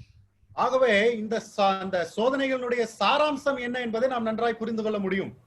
This is a temptation that can be classified under lust of the flesh. இந்த சோதனையை நாம் அங்கே மாம்சத்தின் இச்சை என்கிற காரியத்திற்கு கீழாக நாம் அங்கே அடையாளப்படுத்த முடியும். He was hungry. அவர் பசியாய் இருந்தார். He needed food. அவருக்கு ஆகாரம் தேவைப்பட்டது. So this falls under that category. ஆகவே இந்த காரியமானது அந்த வரிசையிலே வரக்கூடியதா இருக்கிறது. Now, as I said, I want to just bring before you 3 points. ஆகவே நான் சொன்ன வண்ணமாக 3 குறிப்புகளை மட்டும் உங்கள் மத்தியிலே நான் கொண்டு வர விரும்புகிறேன். What is this temptation? இந்த சோதனை என்ன? Why did Jesus resist this? ஏன் ஆண்டவர் இயேசு கிறிஸ்து இதற்கு எதிர்த்து நின்றார்? Number 1. முதலாவதாக, this was a temptation to elevate material needs over spiritual needs. இந்த சோதனை என்னவென்று சொன்னால், நம்முடைய சரீர பிரகாரமான தேவைகளை ஆவிக்குரிய தேவைகளை விட மேன்மையாக கருதுவதற்கான ஒரு சோதனை. So I want to repeat that again. நான் மறுபடியும் அதை உங்களுக்கு சொல்லுகிறேன். This is the kind of temptation to elevate our material needs over our spiritual needs. நம்முடைய சரீர பிரகாரமான தேவைகளை நம்முடைய ஆவிக்குரிய தேவைகளை காட்டிலும் மேன்மையாக கருதுவதற்கான ஒரு சோதனையாக இது இருக்கிறது. Brothers and sisters, you know why Jesus was there in the wilderness those 40 days. அருமையான சகோதர சகோதரிகளே, உங்களுக்கு தெரியும் ஏன் ஆண்டவர் இயேசு கிறிஸ்து அந்த 40 நாட்கள் வனாந்திரத்தில் இருந்தார் என்று. With nobody around him. அவரை சுற்றிலுமே அங்கே யாருமே இல்லை. He was there preparing himself for that beautiful public ministry that was ahead of him. அந்த இடத்திலே அவர் தன்னை அந்த வெளியரங்கமான ஊழியத்திற்காக தனக்கு முன்பாக இருந்த அந்த ஊழியத்திற்காக தன்னை ஆயத்தப்படுத்திக் கொண்டிருக்கிறார். He was led there in the wilderness by the Spirit of God. அங்கே தேவ ஆவியானவரால் தான் அவர் அங்கே வனாந்தரத்துக்கு வழிநடத்தி கொண்டு So he was போகப்படுகிறார். there in the wilderness in the very plan of God. ஆகவே அவர் வனாந்தரத்திலே இருக்க வேண்டும் என்பது தேவனுடைய திட்டத்தினுடைய ஒரு அம்சமாய் இருக்கிறது. And why was he fasting there? அவர் ஏன் அங்கே உபவாசிக்கிறார்? I'm sure we know what the Bible has to say about fasting. உபவாசத்தை குறித்து வேதம் நமக்கு என்ன போதிக்கிறது என்று நம்ம எல்லாருக்கும் நன்றாய் தெரியும். It was a spiritual discipline. அது ஒரு ஆவிக்குரிய ஒழுங்காக இருக்கிறது. A time that you set apart from all the rest of the earthly activities so that you can spend a quality time with the divine. உலக பிரகாரமான எல்லா விதமான செயல்பாடுகளையும் காரியங்களையும் நாம் ஒதுக்கி வைத்துவிட்டு நல்ல நேரத்தை அங்கே ஆண்டவரோடு கூட தெய்வத்தோடு கூட செலவழிப்பதற்கான ஒரு காரியம் தான் அந்த உபவாசிப்பது. So what was Jesus doing in the wilderness for those 40 days? ஆகவே அந்த 40 நாட்களும் ஆண்டவர் இயேசு கிறிஸ்து அந்த வனாந்தரத்திலே என்ன செய்து கொண்டிருந்தார்? Perhaps he was communicating with his father. ஒருவேளை அவர் அந்த பிதாவோடு கூட அவர் அங்கே சம்பாஷித்துக் கொண்டிருக்கலாம். He was having a very intimate time with his father. அவர் தன்னுடைய பிதாவோடு கூட ஒரு மிகவும் நெருக்கமான ஒரு நேரத்தை அங்கே உடையவராக காணப்பட்டிருக்கலாம். And that was a spiritual need. அது ஒரு ஆவிக்குரிய தேவையாயிருக்கிறது. Now comes the devil. இப்பொழுது இங்கே பிசாசு வருகிறான். Pointing now to Jesus, you have a material need which you need to concentrate on now. இப்பொழுது ஆண்டவர் இயேசு கிறிஸ்துவுக்கு சுட்டி காண்பிக்கிறான், ஐயா உமக்கு ஒரு சரீர பிரகாரமான தேவையும் இருக்கிறது, இதற்கும் கொஞ்சம் கவனத்தை செலுத்தும். You are feeling hungry. உமக்கு இப்பொழுது பசியா இருக்கிறது பாருங்கள். Enough of your spiritual discipline. ஆவிக்குரிய ஒழுங்கை கடைபிடித்ததெல்லாம் போதும். That is a very, very subtle temptation. இது மிக மிக நாசூக்காக வரக்கூடிய ஒரு சோதனையா இருக்கிறது. Brothers and sisters, in our earthly life, at any given point of time, we have both spiritual needs and material needs.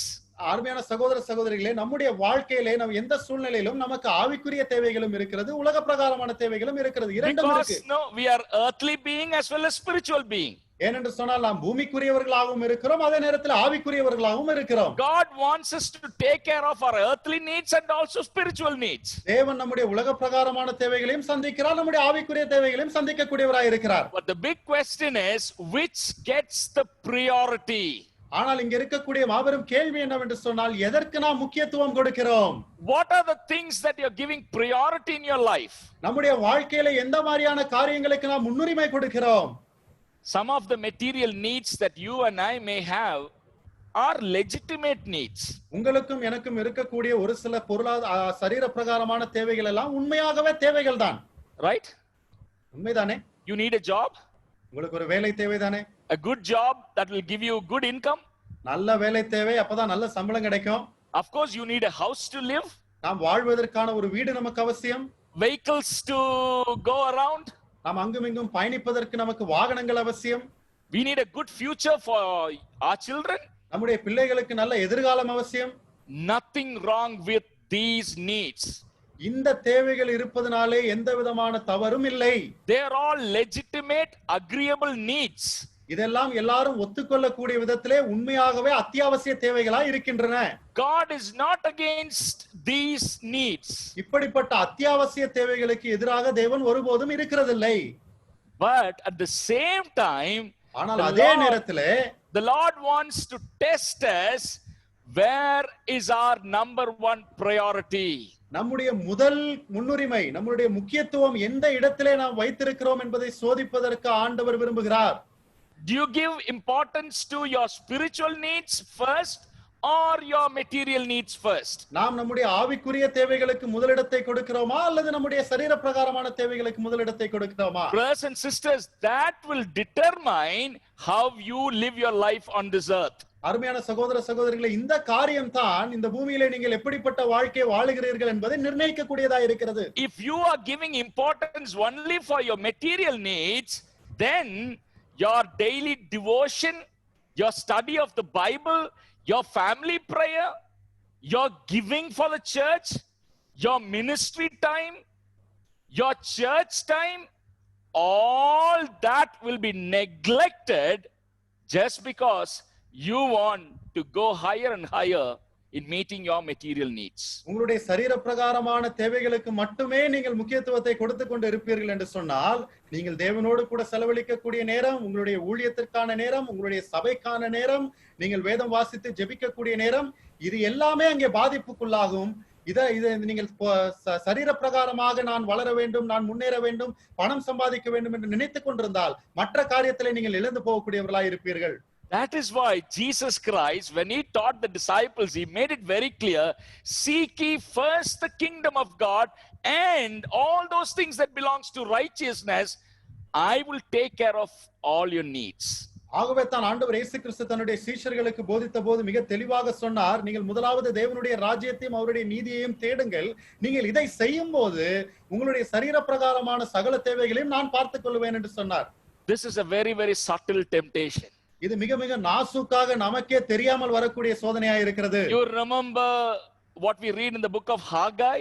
ஆகாய் புத்தகத்திலே நாம் வாசித்த அந்த காரியம் உங்களுக்கு ஞாபகம் இருக்கிறதா? The Lord brought back his children from captivity with a clear goal. அங்கே சிறைபிடிப்பிலிருந்து தன்னுடைய மக்களை மீட்டுக் கொண்டு ஒரு முக்கியமான நோக்கத்திற்காக அந்த மக்களை அவர் அங்கே கொண்டு வந்தார். Children, you go back and rebuild my temple. பிள்ளைகளே, நீங்கள் திரும்ப போய் என்னுடைய ஆலயத்தை மறுபடியும் கட்டுங்கள். Yes, there was excitement, enthusiasm in the beginning. ஆரம்பத்தில் அங்கே உற்சாகமும் பரவசமும் காணப்பட்டது உண்மைதான். They initially wanted to come together and rebuild the temple. ஆரம்பத்தில் அவர்கள் எல்லாரும் ஒன்றாக கூடி வந்து ஆலயத்தை கட்டுவதிலே முனைப்பாய் இருந்தார்கள். There was some opposition. அந்த இடத்துல கொஞ்சம் எதிர்ப்புகள் இருக்கத்தான் செய்தது. And gradually they lost their priority. ஆனால் காலம் செல்ல செல்ல போக போக அவர்களுடைய முக்கியத்துவத்தை அவர்கள் அங்கே இழந்து விட்டார்கள்.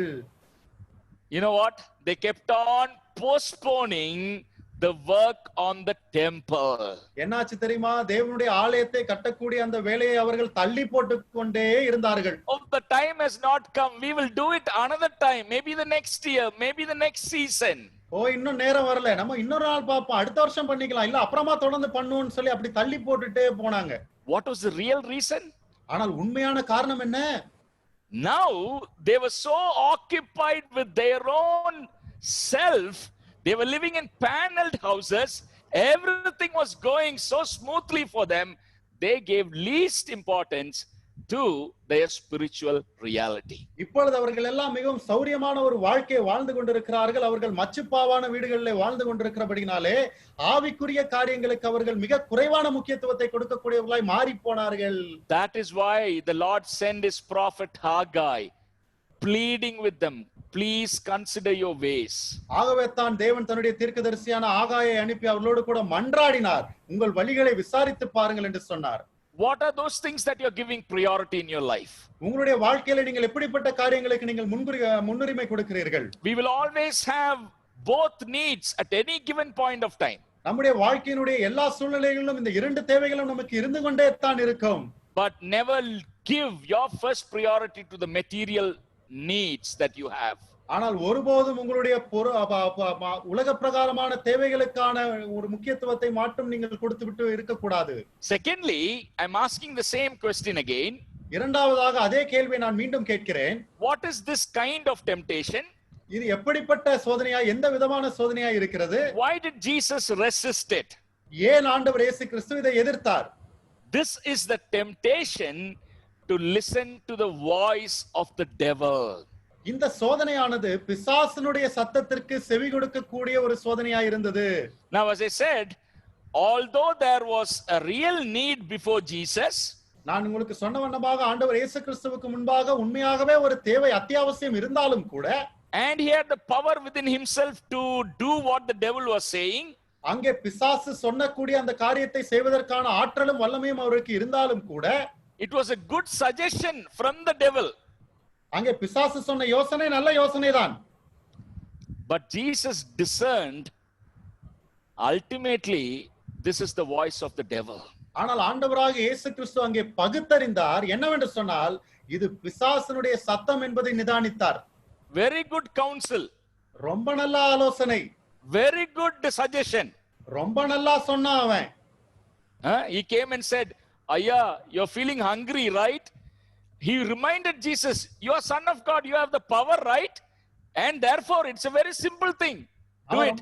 அவன் ரொம்ப அழகா சொல்றான், ஐயா நீர் பசியா இருக்கிறீர் அல்லவா, நீர் தேவனுடைய குமாரன் அல்லவா, இது உமக்கு ரொம்ப சாதாரண காரியம், நீர் இந்த அப்பத்தை மாத்தி நீங்க சாப்பிடுங்க. Brothers and sisters, we need to be very, very discerning. அருமையான சகோதர சகோதரிகளே, நாம் இங்கே மிகவும் பகுத்தறியக்கூடியவர்களாக நிதானிக்கக்கூடியவர்களாக இருக்க வேண்டும். I want to ask you, my dear brothers and sisters, who is the one who is counseling you? அருமையான சகோதர சகோதரிகளே, நான் உங்களை பார்த்து கேட்க விரும்புகிற காரியம், உங்களுக்கு ஆலோசனை சொல்லிக் கொண்டிருக்கக்கூடியவர் யார்? You know what? When Jesus came into the world, he made it very clear. ஆண்டவராக இயேசு கிறிஸ்து இந்த பூமிக்கு வந்தபோது அவர் ஒரு காரியத்தை மிகவும் தெளிவாய் சொன்னார். His desire was to please his Father. அவருடைய நோக்கமெல்லாம் வாஞ்சையெல்லாம் தன்னுடைய பிதாவை பிரியப்படுத்துவது He மட்டும்தான். will not do anything without the Father asking him to do. அங்கே பிதா அவரை செய்ய சொல்லாமல் வேறு எந்த ஒரு காரியத்தையும் அவர் செய்யவே மாட்டார். In fact, no, he even said, I don't speak anything of my own. I don't do anything of my own. அவர் சொல்லும்போது கூட சொன்னார், நான் என்னுடைய சுயத்தினாலே எதையும் செய்கிறதில்லை, எதையும் நான் பேசுகிறதில்லை என்று சொன்னார். So here is the devil coming and giving suggestion to Jesus. Jesus, you have to live, right? You have to live, right? You're feeling hungry, right? அவன் இந்த இடத்துல பிசாசு வந்து இங்கே ஆண்டவர் இயேசு கிறிஸ்துவுக்கு ஆலோசனை சொல்லுகிறான். இயேசுவே, நீர் வாழ வேண்டும் அல்லவா, நீர் பசியா இருக்கிறீர் அல்லவா, இதை செய்யுங்களேன். எப்பா செத்து போயிருவ, நீ சாப்பிடலன்னா செத்து போயிருவ, you will die. இதை சாப்பிடவில்லை என்றால் நீர் செத்து போய் விடுவீர் என்று சொல்லி அவன் அச்சுறுத்தும் வண்ணமாய் பேசுகிறான். Sometimes you know what, the devil's voice is very, very convincing. சில நேரங்களிலே பார்க்கும்போது பிசாசனுடைய வார்த்தைகள் எல்லாம் நம்மை அங்கே நம்முடைய மனதை மாற்றக்கூடியதா இருக்கிறது. Not only the devil's voice may even sound very, very reasonable, logical. பிசாசனுடைய சத்தம் அநேக நேரங்களிலே பார்க்கும்போது மிகவும் அறிவுபூர்வமானதாக மிகவும் பிரயோஜனமானதாக காணப்படும். You know, the devil came and spoke to Eve in the Garden of Eden. அங்கே ஏதேன் தோட்டத்திலே ஏவாள் இடத்திலே பிசாசு வந்து பேசுறது உங்களுக்கு ஞாபகம் இருக்கிறதா?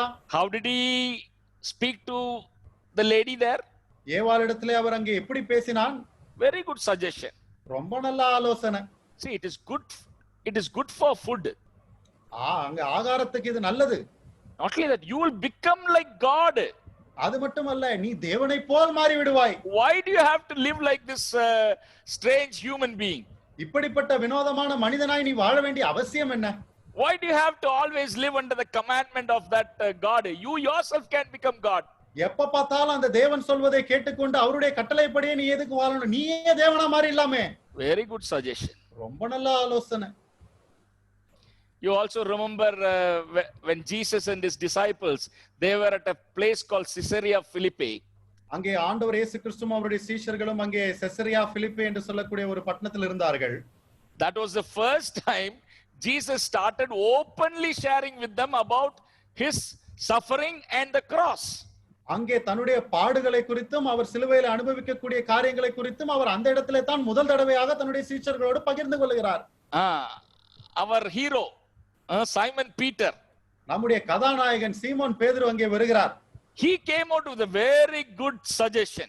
ரொம்ப பிரமாதமான ஒரு ஆலோசனையோடு கூட அவர் அங்கே வருகிறார். He came out with a very, very concerned voice. ரொம்ப அக்கறையோடு கூட ஒரு வார்த்தையை அவர் பேசுகிறார். He took him aside. அவர் தனியா கூட்டிட்டு போறாரு. And he said, Jesus, such a thing should not happen to you. இயேசுவே, இப்படிப்பட்ட காரியம் எல்லாம் உமக்கு நடந்து விட கூடாது. Wow, you know what? Jesus knew Simon Peter's name, right? He called him several times. But at that point of time, Jesus discerned it is not Simon's voice. It is in fact the voice of the devil. Get behind me, Satan. அந்த நேரத்தில் ஆண்டவர் இயேசு கிறிஸ்துவுக்கு சீமோன் பேதுருவின் பெயர் தெரியாதா என்ன? அவருக்கு நன்றாய் தெரியும். ஆனாலும் கூட அந்த நேரத்தில் பேதுரு பேசும்போது இது பிசாசுதான் பேசுகிறான் என்று சொல்லி அவர் அங்கே நிதானித்து பேதுருவை பார்த்து சொல்கிறார், எனக்கு பின்னாலே போ சாத்தானே என்று. Brothers and sisters, I want to ask you. அருமையான சகோதர சகோதரிகளே, உங்களை பார்த்து நான் கேட்க விரும்புகிறேன். Can you discern the voice of the devil and the voice of Spirit of God? பிசாசனுடைய சத்தத்தையும் ஆவியானவருடைய சத்தத்தையும் வேறுபடுத்தி பகுத்தறியக்கூடிய ஆற்றல் உங்களுக்கு இருக்கிறதா? I want to very, very cautiously and carefully say the following statement. நான் மிக மிக ஜாக்கிரதையோடு கூட கவனத்தோடு கூட பின்வரும் கூற்றை சொல்ல இருக்கிறேன். The devil may even use godly people or well-meaning people to take you away from God's plan and purpose. தேவனுடைய திட்டத்தையும் தேவனுடைய நோக்கங்களையும் விட்டு உங்களை விலக்கி கொண்டு செல்வதற்காக பிசாசு ஒருவேளை தெய்வ பக்தி உள்ள மக்களை கூட பயன்படுத்தலாம். I want to explain this to you through an illustration. இந்த காரியத்தை ஒரு உதாரணத்தின் மூலமாக நான் உங்களுக்கு விளக்கி சொல்ல முயற்சிக்கிறேன்.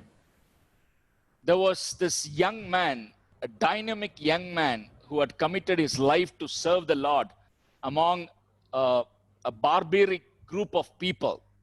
மிகவும் உற்சாகமான ஒரு வாலிபன் அங்கே மிகவும் ஒரு காட்டுவாசி போன்ற மக்கள் மத்தியிலே போய் தேவனுடைய ஊழியத்தை செய்ய வேண்டும் என்று சொல்லி தன்னுடைய வாழ்க்கையை அர்ப்பணித்தான். Right after college, he made this decision. அவன் தன்னுடைய கல்லூரியை விட்டு வெளியேறின உடனே இப்படிப்பட்ட தீர்மானத்தை செய்தான். When he went and shared with his families, they were so upset. இந்த காரியத்தை போய் அவனுடைய குடும்பத்தாரோடு கூட அவன் பகிர்ந்து கொண்ட போது அவர்கள் மிகவும் அங்கே துக்கமடைந்தார்கள். When he went and shared with his church people, they were also very upset. அவன் தன்னுடைய சபையாரோடு கூட போய் இந்த பாரத்தை பகிர்ந்து கொண்ட போது அவர்களும் கூட மிகவும் துக்கமடைந்தார்கள். And some of them said, there are many needs in this church itself. Why do you want to go to a far away barbaric people, among barbaric people, and why do you want to serve there? அநேகர் சொன்னார்கள், எப்பா இந்த சபையிலேயே நிறைய தேவை இருக்கு, ஊழியங்கள் இருக்குது, இதெல்லாம் விட்டுட்டு அந்த காட்டுவாசி மத்தியில போய் தான் நீ ஊழியம் செய்யணுமா? Some of them, they said, no, you are very emotionally, you are somehow brainwashed by somebody. சிலர் சொன்னாங்க, தம்பி யாரோ உன்னை மூளைச்சலவை செய்து விட்டார்கள், நீ ஏதோ உணர்ச்சி வசப்பட்டு பேசுறப்பா.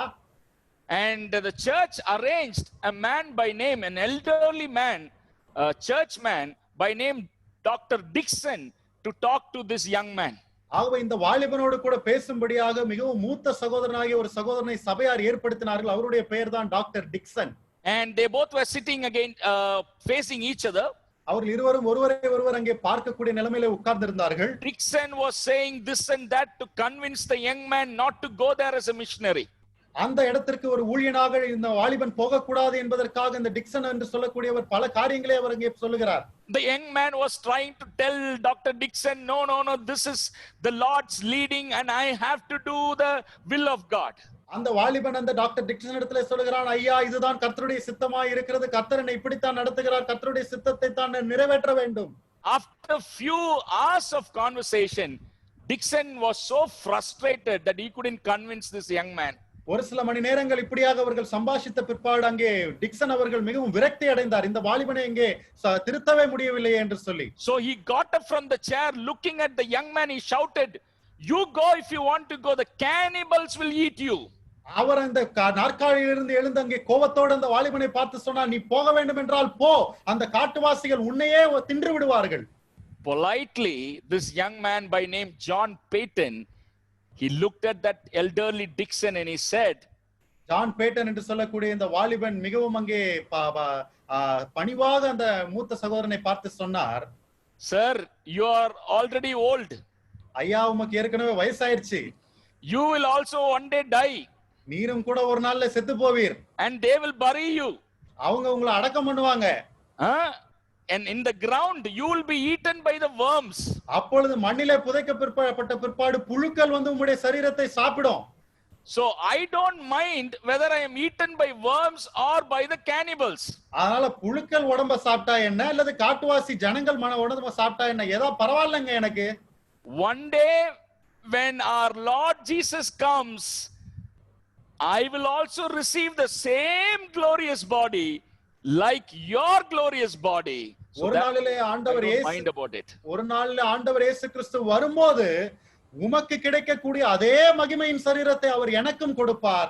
ஆகவே இந்த காட்டுவாசிகள் மத்தியிலே போய் ஊழியம் செய்து சாவதற்கு நான் பயப்படவில்லை என்று சொன்னார். Brothers and sisters, if John Payton had not discerned that what he heard from Dr. Dixon was in fact the voice of the devil, you wouldn't have imagined how God used this young man so mightily. The entire New Hebrides island became God's people. ஒருவேளை இந்த வாலிபன் John Paton என்று சொல்லக்கூடியவர் அந்த டிக்சனுடைய வார்த்தையை, அதாவது அவர் மூலமாய் பிசாசு பேசின அந்த வார்த்தையை கேட்டு ஊழியத்திற்கு போகாமல் இருந்திருப்பார் என்று சொன்னால், இன்றைக்கு நியூ ஹைபிரிட்ஸ் என்று சொல்லக்கூடிய அந்த தீவுகளில் வாழக்கூடிய எல்லா மக்களும் இன்றைக்கு கிறிஸ்தவர்களாக இருக்கிறார்கள். இப்படிப்பட்ட காரியம் சாத்தியமாய் இல்லாமல் போயிருக்கும். So always discern whether it is from the Lord or from the devil using someone else. ஆகவே எப்பொழுதுமே இந்த வார்த்தையானது தேவனிடத்திலிருந்து வருகிறதா அல்லது வேறொருவர் மூலமாக பிசாசு பேசுகிறானா என்பதை நாம் நிதானித்து பகுத்தறிய வேண்டியவர்களாக இருக்கிறோம். I've come to the third and final point. என்னுடைய மூன்றாவதும் கடைசியுமான குறிப்புக்கு நான் வந்திருக்கிறேன். What kind of temptation is this? எப்படிப்பட்ட சோதனை இது? Why did Jesus resist this? ஆண்டவர் இயேசு கிறிஸ்து ஏன் இதற்கு எதிர்த்து நின்றார்? It is a temptation to use spiritual resources for selfish purposes. நம்முடைய சுயநலமான நோக்கங்களுக்காக ஆவிக்குரிய வளங்களை பயன்படுத்துவதற்கான ஒரு சோதனை. Now you know what? The devil was prompting or tempting Jesus to use God-given spiritual power so that it will be useful for fulfilling his hunger. இப்பொழுது பிசாசு ஆண்டவர் இயேசு கிறிஸ்துக்கு எப்படிப்பட்ட சோதனையை கொடுக்கிறான் என்று சொன்னால், தேவன் அவருக்கு கொடுத்திருக்கிற ஆவிக்குரிய வளங்களையும் வல்லமைகளையும் பயன்படுத்தி தன்னுடைய சரீர பிரகாரமான பசியை போக்கிக் கொள்ளும்படியான ஒரு சோதனையை அவருக்கு கொடுத்து தூண்டி விடுகிறான். I want you to think about this. இந்த காரியத்தை குறித்து நீங்கள் சிந்திக்க வேண்டும் என்று சொல்லி நான் விரும்புகிறேன். Jesus did many miracles, right? ஆண்டவர் இயேசு கிறிஸ்து ஏராளமான அற்புதங்களை செய்திருக்கிறார் அல்லவா? Can you point out one miracle in the Gospels where you see that Jesus did it in order to fulfill his own selfish ambitions? அவருடைய சுயநலமான நோக்கங்களை நிறைவேற்றுவதற்காக தனக்குத்தானே சுயநலமாய் ஏதாவது அற்புதத்தை அவர் செய்து கொண்டார் என்று ஒரு வேத பகுதியை கூட உங்களால் பார்க்க முடியாது. He could actually know. I want you to think about this. இதை நீங்கள் சிந்தித்து பாருங்கள். In John chapter 4, யோவான் 4வது அதிகாரத்திலே the disciples went in order to buy food. அங்கே சீஷர்கள் எல்லாம் போய் அங்கே ஆகாரத்தை வாங்கும்படியாக போயிருக்கிறார்கள்.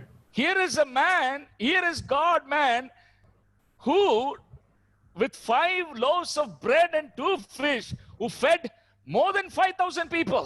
இங்கே இருக்கக்கூடிய ஒரு மனிதன், அவர் தேவனாய் இருக்கிறார். அவர் அங்கே 5 அப்பத்தையும் 2 மீன்களையும் கொண்டு 5000க்கும் மேற்பட்ட ஆட்களை போஷித்திருக்கிறார். He didn't do that for his own self. அவர் தன்னுடைய சுயநல நோக்கத்துக்காக இதை ஒருபோதும் எதுவும் செய்யவில்லை. He always did use the spiritual divine power that the Father had bestowed upon him only to fulfill God's plan and purposes. ஆகவே அவர் தன்னுடைய பிதா அவருக்கு கொடுத்திருக்கக்கூடிய அந்த ஆவிக்குரிய வல்லமைகளையும் வளங்களையும் அவருடைய சுயநலத்துக்காக பயன்படுத்தாமல் எப்போதும் தேவனுடைய நோக்கங்கள் நிறைவேறும்படியாக மட்டுமே அவர் பயன்படுத்தி இருக்கிறார். Water to wine, தண்ணீரை திராட்சரசமாக மாற்றினது, so that the disciples will begin to glorify him. ஆகவே அதற்கு பிற்பாடு இந்த சீஷர்கள் எல்லாம் அவரை மகிமைப்படுத்த துவங்குவார்கள். 5 loaves and 2 fish. 5 அப்பம் 2 மீன். He was compassionate because the people were needy. அங்கே மக்களுக்கு ஒரு தேவை உண்டாயிருக்கிறபடினாலே அவர் அங்கே மனதுருகி இந்த காரியத்தை செய்தார் அவர்களுக்காக. What do you see on the cross, my dear brothers? Kalvari சிலுவையிலே நாம் என்னத்தை பார்க்கிறோம் அருமையான சகோதரர்களே? How much time it would have required for Jesus to come down from the cross. ஆண்டவர் இயேசு கிறிஸ்து அந்த சிலுவையிலிருந்து இறங்கி வருவதற்கு அவருக்கு எவ்வளவு நேரம் பிடித்திருக்கும் என்று நினைக்கிறீர்கள்? And there were people who were waging their heads, who were heaping ridicule. They looked at him and said, no, if you are really son of God, save yourself. அங்கே இருக்கக்கூடிய மக்கள் எல்லாம் தங்களுடைய தலையை துலுக்கி அவரை இங்கே பரிகசித்து அவரை பார்த்து சொல்லுகிறார்கள், நீ மெய்யாலுமே தேவனுடைய குமாரனே ஆனால் நீர் சிலுவையிலிருந்து இறங்கி வாரு, உன்னை நீயே காப்பாற்றிக்கொள். Jesus cannot be tempted. ஆண்டவர் இயேசு கிறிஸ்துவால் சோதிக்கப்பட முடியாது. Jesus cannot be taunted by these sayings of the people. இப்படிப்பட்ட காரியங்களை எல்லாம் அந்த மக்கள் சொல்வதன் மூலமாக ஆண்டவர் இயேசு கிறிஸ்து அங்கே சோதனையிலே விழுந்து போக மாட்டார். He wouldn't do a miracle to save himself. அந்த இடத்திலே அவர் தன்னைத்தானே ரட்சித்துக் கொள்வதற்காக அவர் அதிசயத்தையும் அற்புதத்தையும் செய்ய மாட்டார். And I want to ask you this question. ஆகவே உங்களை பார்த்து நான் இந்த கேள்வியை கேட்க விரும்புகிறேன். This is also a very subtle temptation. இதுவும் கூட மிக நாசுக்காக வரக்கூடிய ஒரு சோதனையாக இருக்கிறது. Do you ever use God given spiritual abilities, spiritual opportunities, or spiritual gifts for your own selfish ambitions and self glory? உங்களுடைய ஆவிக்குரிய வரங்களையும் தேவன் உங்களுக்கு கொடுத்திருக்கக்கூடிய ஆவிக்குரிய வளங்களையும் ஆவிக்குரிய தாளந்துகளையும் உங்களுடைய சுய மகிமைக்காக உங்களுடைய சுயநலமான நோக்கங்களுக்காக நீங்கள் பயன்படுத்துகிறீர்களா? Brothers and sisters, I want to very, very humbly plead with you. அருமையான சகோதர சகோதரிகளே, உங்களிடத்திலே நான் மிகவும் பட்சமாய் மன்றாடி கேட்கிறேன். Why are you doing what you're doing? நீங்கள் செய்யக்கூடிய இந்த காரியத்தை நீங்கள் ஏன் செய்கிறீர்கள்? Always ask that question. எப்பொழுதுமே இந்த கேள்வியை நீங்கள் கேட்க வேண்டும். Whether you preach, whether you conduct Zoom meetings, whether you sing, whether you are going around, whether you're giving, always ask this question. Why am I doing that? நீங்கள் பிரசங்கித்தாலும் சரி, நீங்கள் அங்கே பாடல்களை பாடினாலும் சரி, நீங்கள் ஜூம் மீட்டிங்களை நடத்தினாலும் சரி, ஊழியத்து நிமித்தமாக பல காரியங்களை பல இடத்துக்கு போய் நீங்கள் செய்தாலும் சரி, எப்பொழுதும் நீங்கள் கேட்க வேண்டிய கேள்வி என்னவென்று சொன்னால், நான் ஏன் இந்த காரியங்களை செய்கிறேன்? We should never ever use spiritual resources to serve our own end. ஆகவே நாம் எப்பொழுதுமே நம்முடைய ஆவிக்குரிய வளங்களை நம்முடைய சுயநலமான நோக்கங்களுக்காக நாம் பயன்படுத்தவே கூடாது. There is a biblical example and warning. அங்கே இருக்கக்கூடிய ஒரு வேதத்தின்படியான ஒரு உதாரணமும் ஒரு எச்சரிக்கையும் இருக்கிறது. We know that the Syrian man Naaman, அங்கே நாமான் என்று சொல்லக்கூடிய சீரிய மனிதனை குறித்து நமக்கு தெரியும். leprosy. அவனுக்கு அங்கே குஷ்டரோகம் இருந்தது. Somebody said there is a prophet in Israel. அங்கே யாரோ ஒருவர் சொன்னார்கள் அங்கே இஸ்ரவேலிலே ஒரு தீர்க்கதரிசி இருக்கிறார் என்று. எலிசா இருக்கிறார் என்று சொன்னார்கள். So he came. ஆகவே அவன் இங்கே வந்தான், அங்கே குணப்படும்படியாக வந்தான். I want you to note this. நீங்கள் இதை கவனிக்க வேண்டும் என்று சொல்லி நான் விரும்புகிறேன். When he came, he brought lot of stuff. If somebody could heal him, he will give gold and silver. அவன் அங்கே வரும்போது ஏராளமான அங்கே பரிசு பொருட்களை அங்கே கொண்டு வந்தான். யாராவது அவனை சுகப்படுத்தினால் அவர்களுக்கு ஏராளமான பொன்னையும் வெள்ளியையும் கொடுப்பதற்கு அவன் ஆயத்தமாய் வந்தான். Eventually Elisha healed him. அங்கே பார்க்கும்போது அங்கே எலிசா அவனை குணப்படுத்தி விட்டார். So here this Naaman is asking Elisha, pleading with him, please take something from my hand. ஆகவே இங்கே நாகமான் எலிசாவின் இடத்திலே கெஞ்சி மன்றாடுகிறான், ஐயா என்னிடத்திலிருந்து இந்த பரிசை நீங்கள் வாங்கிக் கொள்ளுங்கள். You know what Elisha said? Elisha என்ன சொன்னார் தெரியுமா? As surely as the Lord lives. அங்கே கர்த்தருடைய ஜீவனை கொண்டு நான் சொல்லுகிறேன், உன் கையிலிருந்து நான் எதுமே வாங்க மாட்டேன். I will not take anything from your hand. உன்னுடைய கையிலிருந்து நான் ஒன்று பரிசையும் நான் வாங்க மாட்டேன். You know why? ஏன் தெரியுமா? Elisha, like any other prophet, he would have lived by the gifts other people gave, right? ஆகவே எலிசாவும் கூட மற்ற எல்லா தீர்க்கதரிசிகளைப் போலவும் மற்றவர்கள் கொடுக்கக்கூடிய அந்த பரிசுகளினாலே பணத்தினாலே தானே வாழ்ந்து கொண்டிருந்திருப்பார். But Elisha understood this is a different case. ஆனால் எலிசாவுக்கு புரிந்தது இது ஒரு வித்தியாசமான காரியம் என்று. Here is a man who is not an Israelite. இங்கே இஸ்ரவேலன் அல்லாத ஒரு மனிதன் புறஜாதியான் வருகிறான். He has come to me for healing. அவன் சுகமடைவதற்காக என்னை தேடி வந்திருக்கிறான். And if I take something from his hand, அவனுடைய கையிலிருந்து ஏதாவது பரிசு பொருளை நான் வாங்குவேன் என்றால், he would think that he paid and got healing. அவன் என்ன நினைப்பான்? நான் பெற்ற சுகத்திற்கான விலையை நான் அங்கே கொடுத்து விட்டேன் என்று நினைப்பான். I don't want to sell the power that God has given to me to Naaman. அங்கே நாகமானை குணப்படுத்துவதற்கு தேவன் எனக்கு கொடுத்த வல்லமையை நான் காசுக்காக விற்று போட விரும்பவில்லை என்று Elisha தீர்மானித்தார். Don't sell God's resources. ஆகவே தேவனுடைய வளங்களை, ஆவிக்குரிய வளங்களை நீங்கள் விற்று போடக்கூடாது. That's a warning. அது ஒரு எச்சரிக்கை. The leprosy that was in Naaman eventually became Gehazi's leprosy. அங்கே அதன் மூலமாக நாகமானுக்கு இருந்த அந்த குஷ்டரோகமானது கேயாசியினுடைய குஷ்டரோகமாக மாறி போவதற்கு வித்திட்டது. My time is up and I want to conclude just by pointing out to Jesus' response. என்னுடைய நேரம் முடிந்து விட்டது. ஆண்டவர் இயேசு கிறிஸ்துவினுடைய பதில் என்ன என்பதை சொல்லி நான் இந்த இடத்தை நான் முடிக்கிறேன். And we will, God willing, will continue tomorrow. தேவனுக்கு சித்தமானால் நாளை தினத்தில் இதை நாம் தொடர்ந்து படிக்கலாம். But Jesus told him, no, the scriptures say, people do not live by bread alone, but by every word that comes from the mouth of God. அவர் பிரதியுத்தரமாக மனுஷன் அப்பத்தினாலே மாத்திரமல்ல தேவனுடைய வாயிலிருந்து புறப்படுகிற ஒவ்வொரு வார்த்தையினாலும் பிழைப்பான் என்று எழுதியிருக்கிறதே என்றார். God willing, tomorrow when we start our study, we will start by looking at the response of Jesus, then we will move on to the second temptation. தேவனுக்கு சித்தமானால் நாளை தினத்திலே நாம் பாடத்தை தொடரும் போது ஆண்டவர் இயேசு கிறிஸ்துனுடைய இந்த பதிலை நாம் சிந்தித்துவிட்டு அதற்கு பிற்பாடு இரண்டாவது சோதனைக்கு நேராக நாம் கடந்து போகலாம். May the Lord use this time to help us introspect our own lives in the light of God's word. ஆகவே தேவன் தானே இந்த நேரத்திலே நாம் தேவனுடைய வசனத்தின் வெளிச்சத்திலே நம்முடைய வாழ்க்கையை நாம் சோதித்து பார்ப்பதற்கு நமக்கு உதவி செய்வாராக. May his name be glorified. அவருடைய நாமம் மகிமைப்படுவதாக. ஆமென்.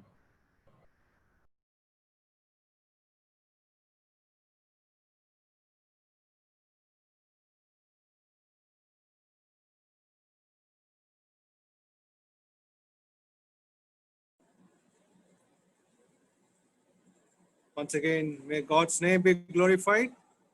Praise be to God. We thank Brother Sam K. John for making the things simpler, and the simple things simpler, but it is very complicated also in certain ways. And we glorify God for how these important passage, this important passage, the first portion of what we have seen, the three things to understand the temptation, the lust of flesh that we have seen, and how the Lord Jesus Christ, he was in flesh and he was like us, and how he handled so that we can see the model in Christ Jesus. The first temptation was, this was a temptation to elevate material needs to the spiritual need. Yes, the material needs, many times we are forgetting that we are applying too much of materialism in our life, and we forget much of spiritual needs. As it was reminded with the simple verse, first seek ye the kingdom of God, then all these things shall be added unto you. And then we have seen that application never give first priority to material needs, but always see that the spiritual needs are given our priority in our life. Then we have seen the second, this temptation is to listen to the voice of the devil. Now in Psalm we see the voice of God, how powerful it is. The voice of the devil is not as powerful, but it is very subtle, and we have to be careful how this voice of the devil is.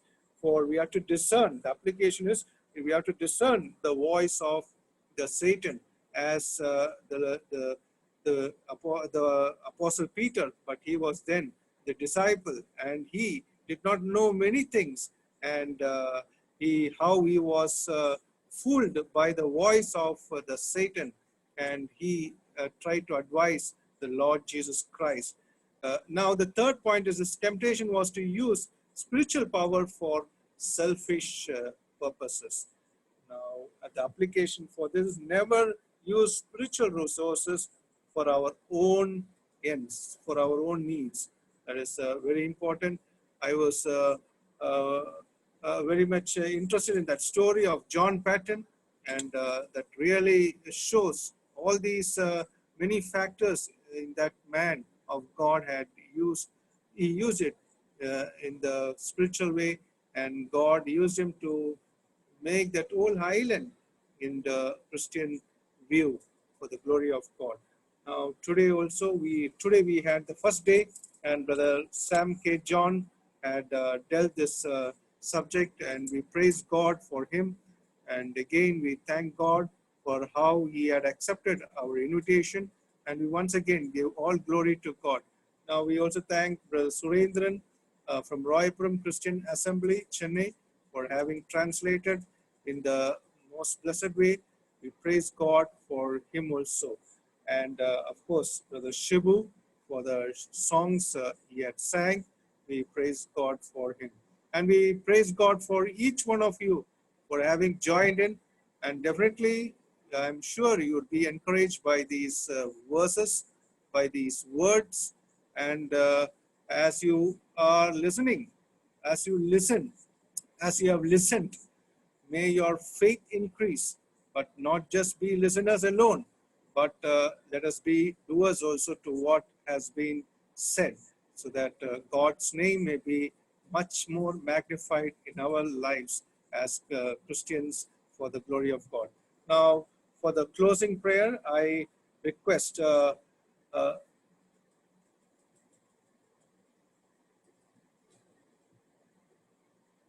Brother Kanakaraj from Chennai to close in with a word of prayer.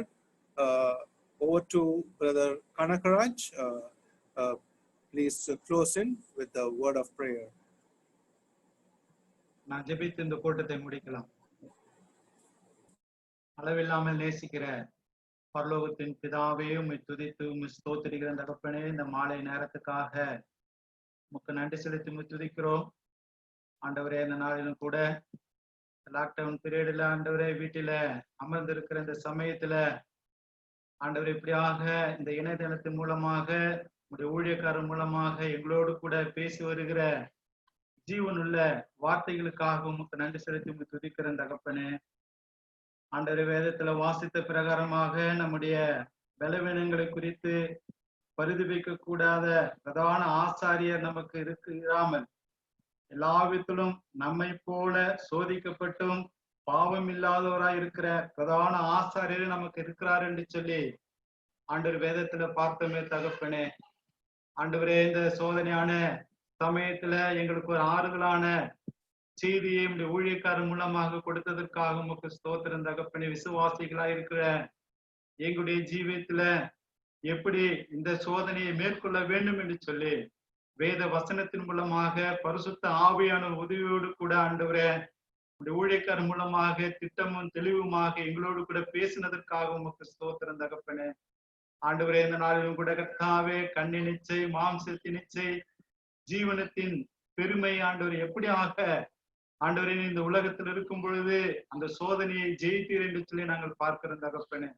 ஆண்டவரே, இந்த நாளிலும் உலக பிரகாரமான சோதனையான சமயத்துல ஆண்டவர் நாங்கள் பொறுமையோடு கூட இருந்து ஆவிக்குரிய காரியங்களுக்கு முக்கியத்துவம் கொடுத்து ஆண்டவரே இந்த உலகத்துல இருந்த போது பிதாவினுடைய சித்தத்தை மாத்திரம் ஆண்டவரே நிறைவேற்றுகிற தெய்வமா இருந்தது போல ஆண்டவரே இந்த இக்கட்டான சூழ்நிலையில ஆவிக்குரிய காரியங்களுக்கு முக்கியத்துவம் கொடுத்து ஆண்டவர் ஆவிக்குரிய ஜீவியத்தில் ஆண்டவரை நாங்கள் ஆண்டு வெற்றி பெற எங்களுக்கு வேண்டிய கிருபையை தர வேண்டும் மாமுடத்தில் ஜெபிக்கிறோம். இந்த உலகத்துல நீ இருந்த நாட்களில ஆண்டவர் உமக்காக எதுவுமே நீ செய்து கொள்ளவில்லை ஆண்டவரே. எல்லா காரியம் எங்களுக்காக நீ செய்து முடித்த அதே தெய்வத்துக்கு ஆண்டவரே நாங்களும் கூட ஆண்டவரே கர்த்தாவே அழிந்து போய்கிற இந்த மாம்சத்துக்கு ஆண்டவர் எந்த முக்கியத்துவம் ஆண்டவர் கொடுக்காதபடிக்கு ஆவிக்குரிய காரியத்துக்கு முக்கியத்துவம் கொடுத்து ஆண்டவர் உமது ஆண்டவர் நாம மகிமைக்காக நாங்கள் ஒவ்வொருவரும் ஜீவிக்க எங்களுக்கு வேண்டிய கிருபையை தந்து வழிநடத்த வேண்டும் மாமுடத்தில் ஜெபிக்கிற தகப்பனே. ஆண்டவரே, ஆகாய் சொன்னது போல ஆண்டவர் ஆரம்பத்துல உற்சாகமாயிருந்து செயல்பட்ட அந்த ஜனங்கள் ஆண்டவர் பிறகு சோர்ந்து போனாங்க. ஆண்டவர் அப்படிப்பட்ட நிலைமையெல்லாம் நாங்கள் இல்லாதபடிக்கு ஒவ்வொரு சமயத்துல ஆண்டவர் உமக்கு ஆண்டவர் முக்கியத்துவம் கொடுக்க எங்களுக்கு உதவி செய்ய வேண்டும் மாமுடத்தில் ஜெபிக்கிறோம். ஆண்டவரே, நீர் தாமே நாகாம் ஆண்டவரே அவன் சுகம் பெற்ற போது ஆண்டவரே அந்த வெகுமதியை கூட ஆண்டவர் எளியா ஆண்டவர் வாங்கவில்லை என்று சொல்லி பார்க்கிறோம். எலிசா ஆண்டவர் நீர் தாமே அப்படியாக ஆண்டவரே கர்த்தரால நாங்கள் பெற்றுக்கொண்ட அநேக ஆண்டவரே காரியங்கள் இருக்கிறது தகப்பனே. ஆண்டவர் நீர் தாமே கர்த்தாவே எங்களுக்கு இதுவரை ஆண்டவர் எச்சரிப்பாக ஆண்டவரே ஒரு செய்தி ஆண்டவர் சகோதர சாம்கே ஜான் மூலமாக நீ கொடுத்ததற்காக உங்களுக்கு ஸ்தோத்திரம் தகப்பனே. ஆண்டவர் இதை கேட்ட அநேகருக்கு ஆண்டவர் மிகவும் ஒரு ஆறுதலாக தேறுதலாக இந்த செய்தி ஆண்டவரை அமைந்தது என்று சொல்லி நாங்கள் விசுவாசிக்கிறோம் தகப்பனே. ஆண்டவரே கர்த்தாவே இங்கு வந்தது நல்லது என்று சொல்லி ஆண்டவரை பார்க்கிற பிரகாரமாக ஆண்டவரே இந்த கூட்டத்தின் மூலமாக உள்ளான நிலைமைக்குள்ள ஆண்டவரை எங்களை பலப்படுத்தினதற்காக உமக்கு ஸ்தோத்திரம் செலுத்தி துதிக்கிறோம். விசேஷமாக இந்த கூட்டத்தை ஆயத்தப்படுத்தின கொடம்பாக்கம் சபையாருக்கு வேண்டிய விசேஷித்த கிருபை கொடுத்து வருகிறேன். உமக்கு நன்றி செலுத்தி துதிக்கிறேன் தகப்பனே. தொடர்ந்து ஆண்டவரே இந்த சிந்தைகளை உற்சாகப்படுத்துவது மாத்திரமல்ல, நாளை தினத்துல கூட கர்த்தாவே இதனுடைய தொடர்ச்சியை ஆண்டவரை நாங்கள் காண எங்கள் ஒவ்வொருவருக்கும் வேண்டிய கிருபையை தந்து வழிநடத்த வேண்டுமாய் எங்கள் ஆண்டவரும் அரும ரட்சகரும் வல்லமையுள்ள மீட்பருமாய் இருக்கிற கர்த்தராகிய இயேசு கிறிஸ்து நாமத்து மூலம் ஜெபிக்கிறோம் ஜீவனுள்ள நல்ல பிதாவே, ஆமென். Thank you, Brother Kanakaraj, for the prayer. May God bless you. Now, with this, we are closing the evening time, the Bible study time. We shall meet, God willing, tomorrow evening. And from here we are signing off. God bless you all. God bless. Thank you all.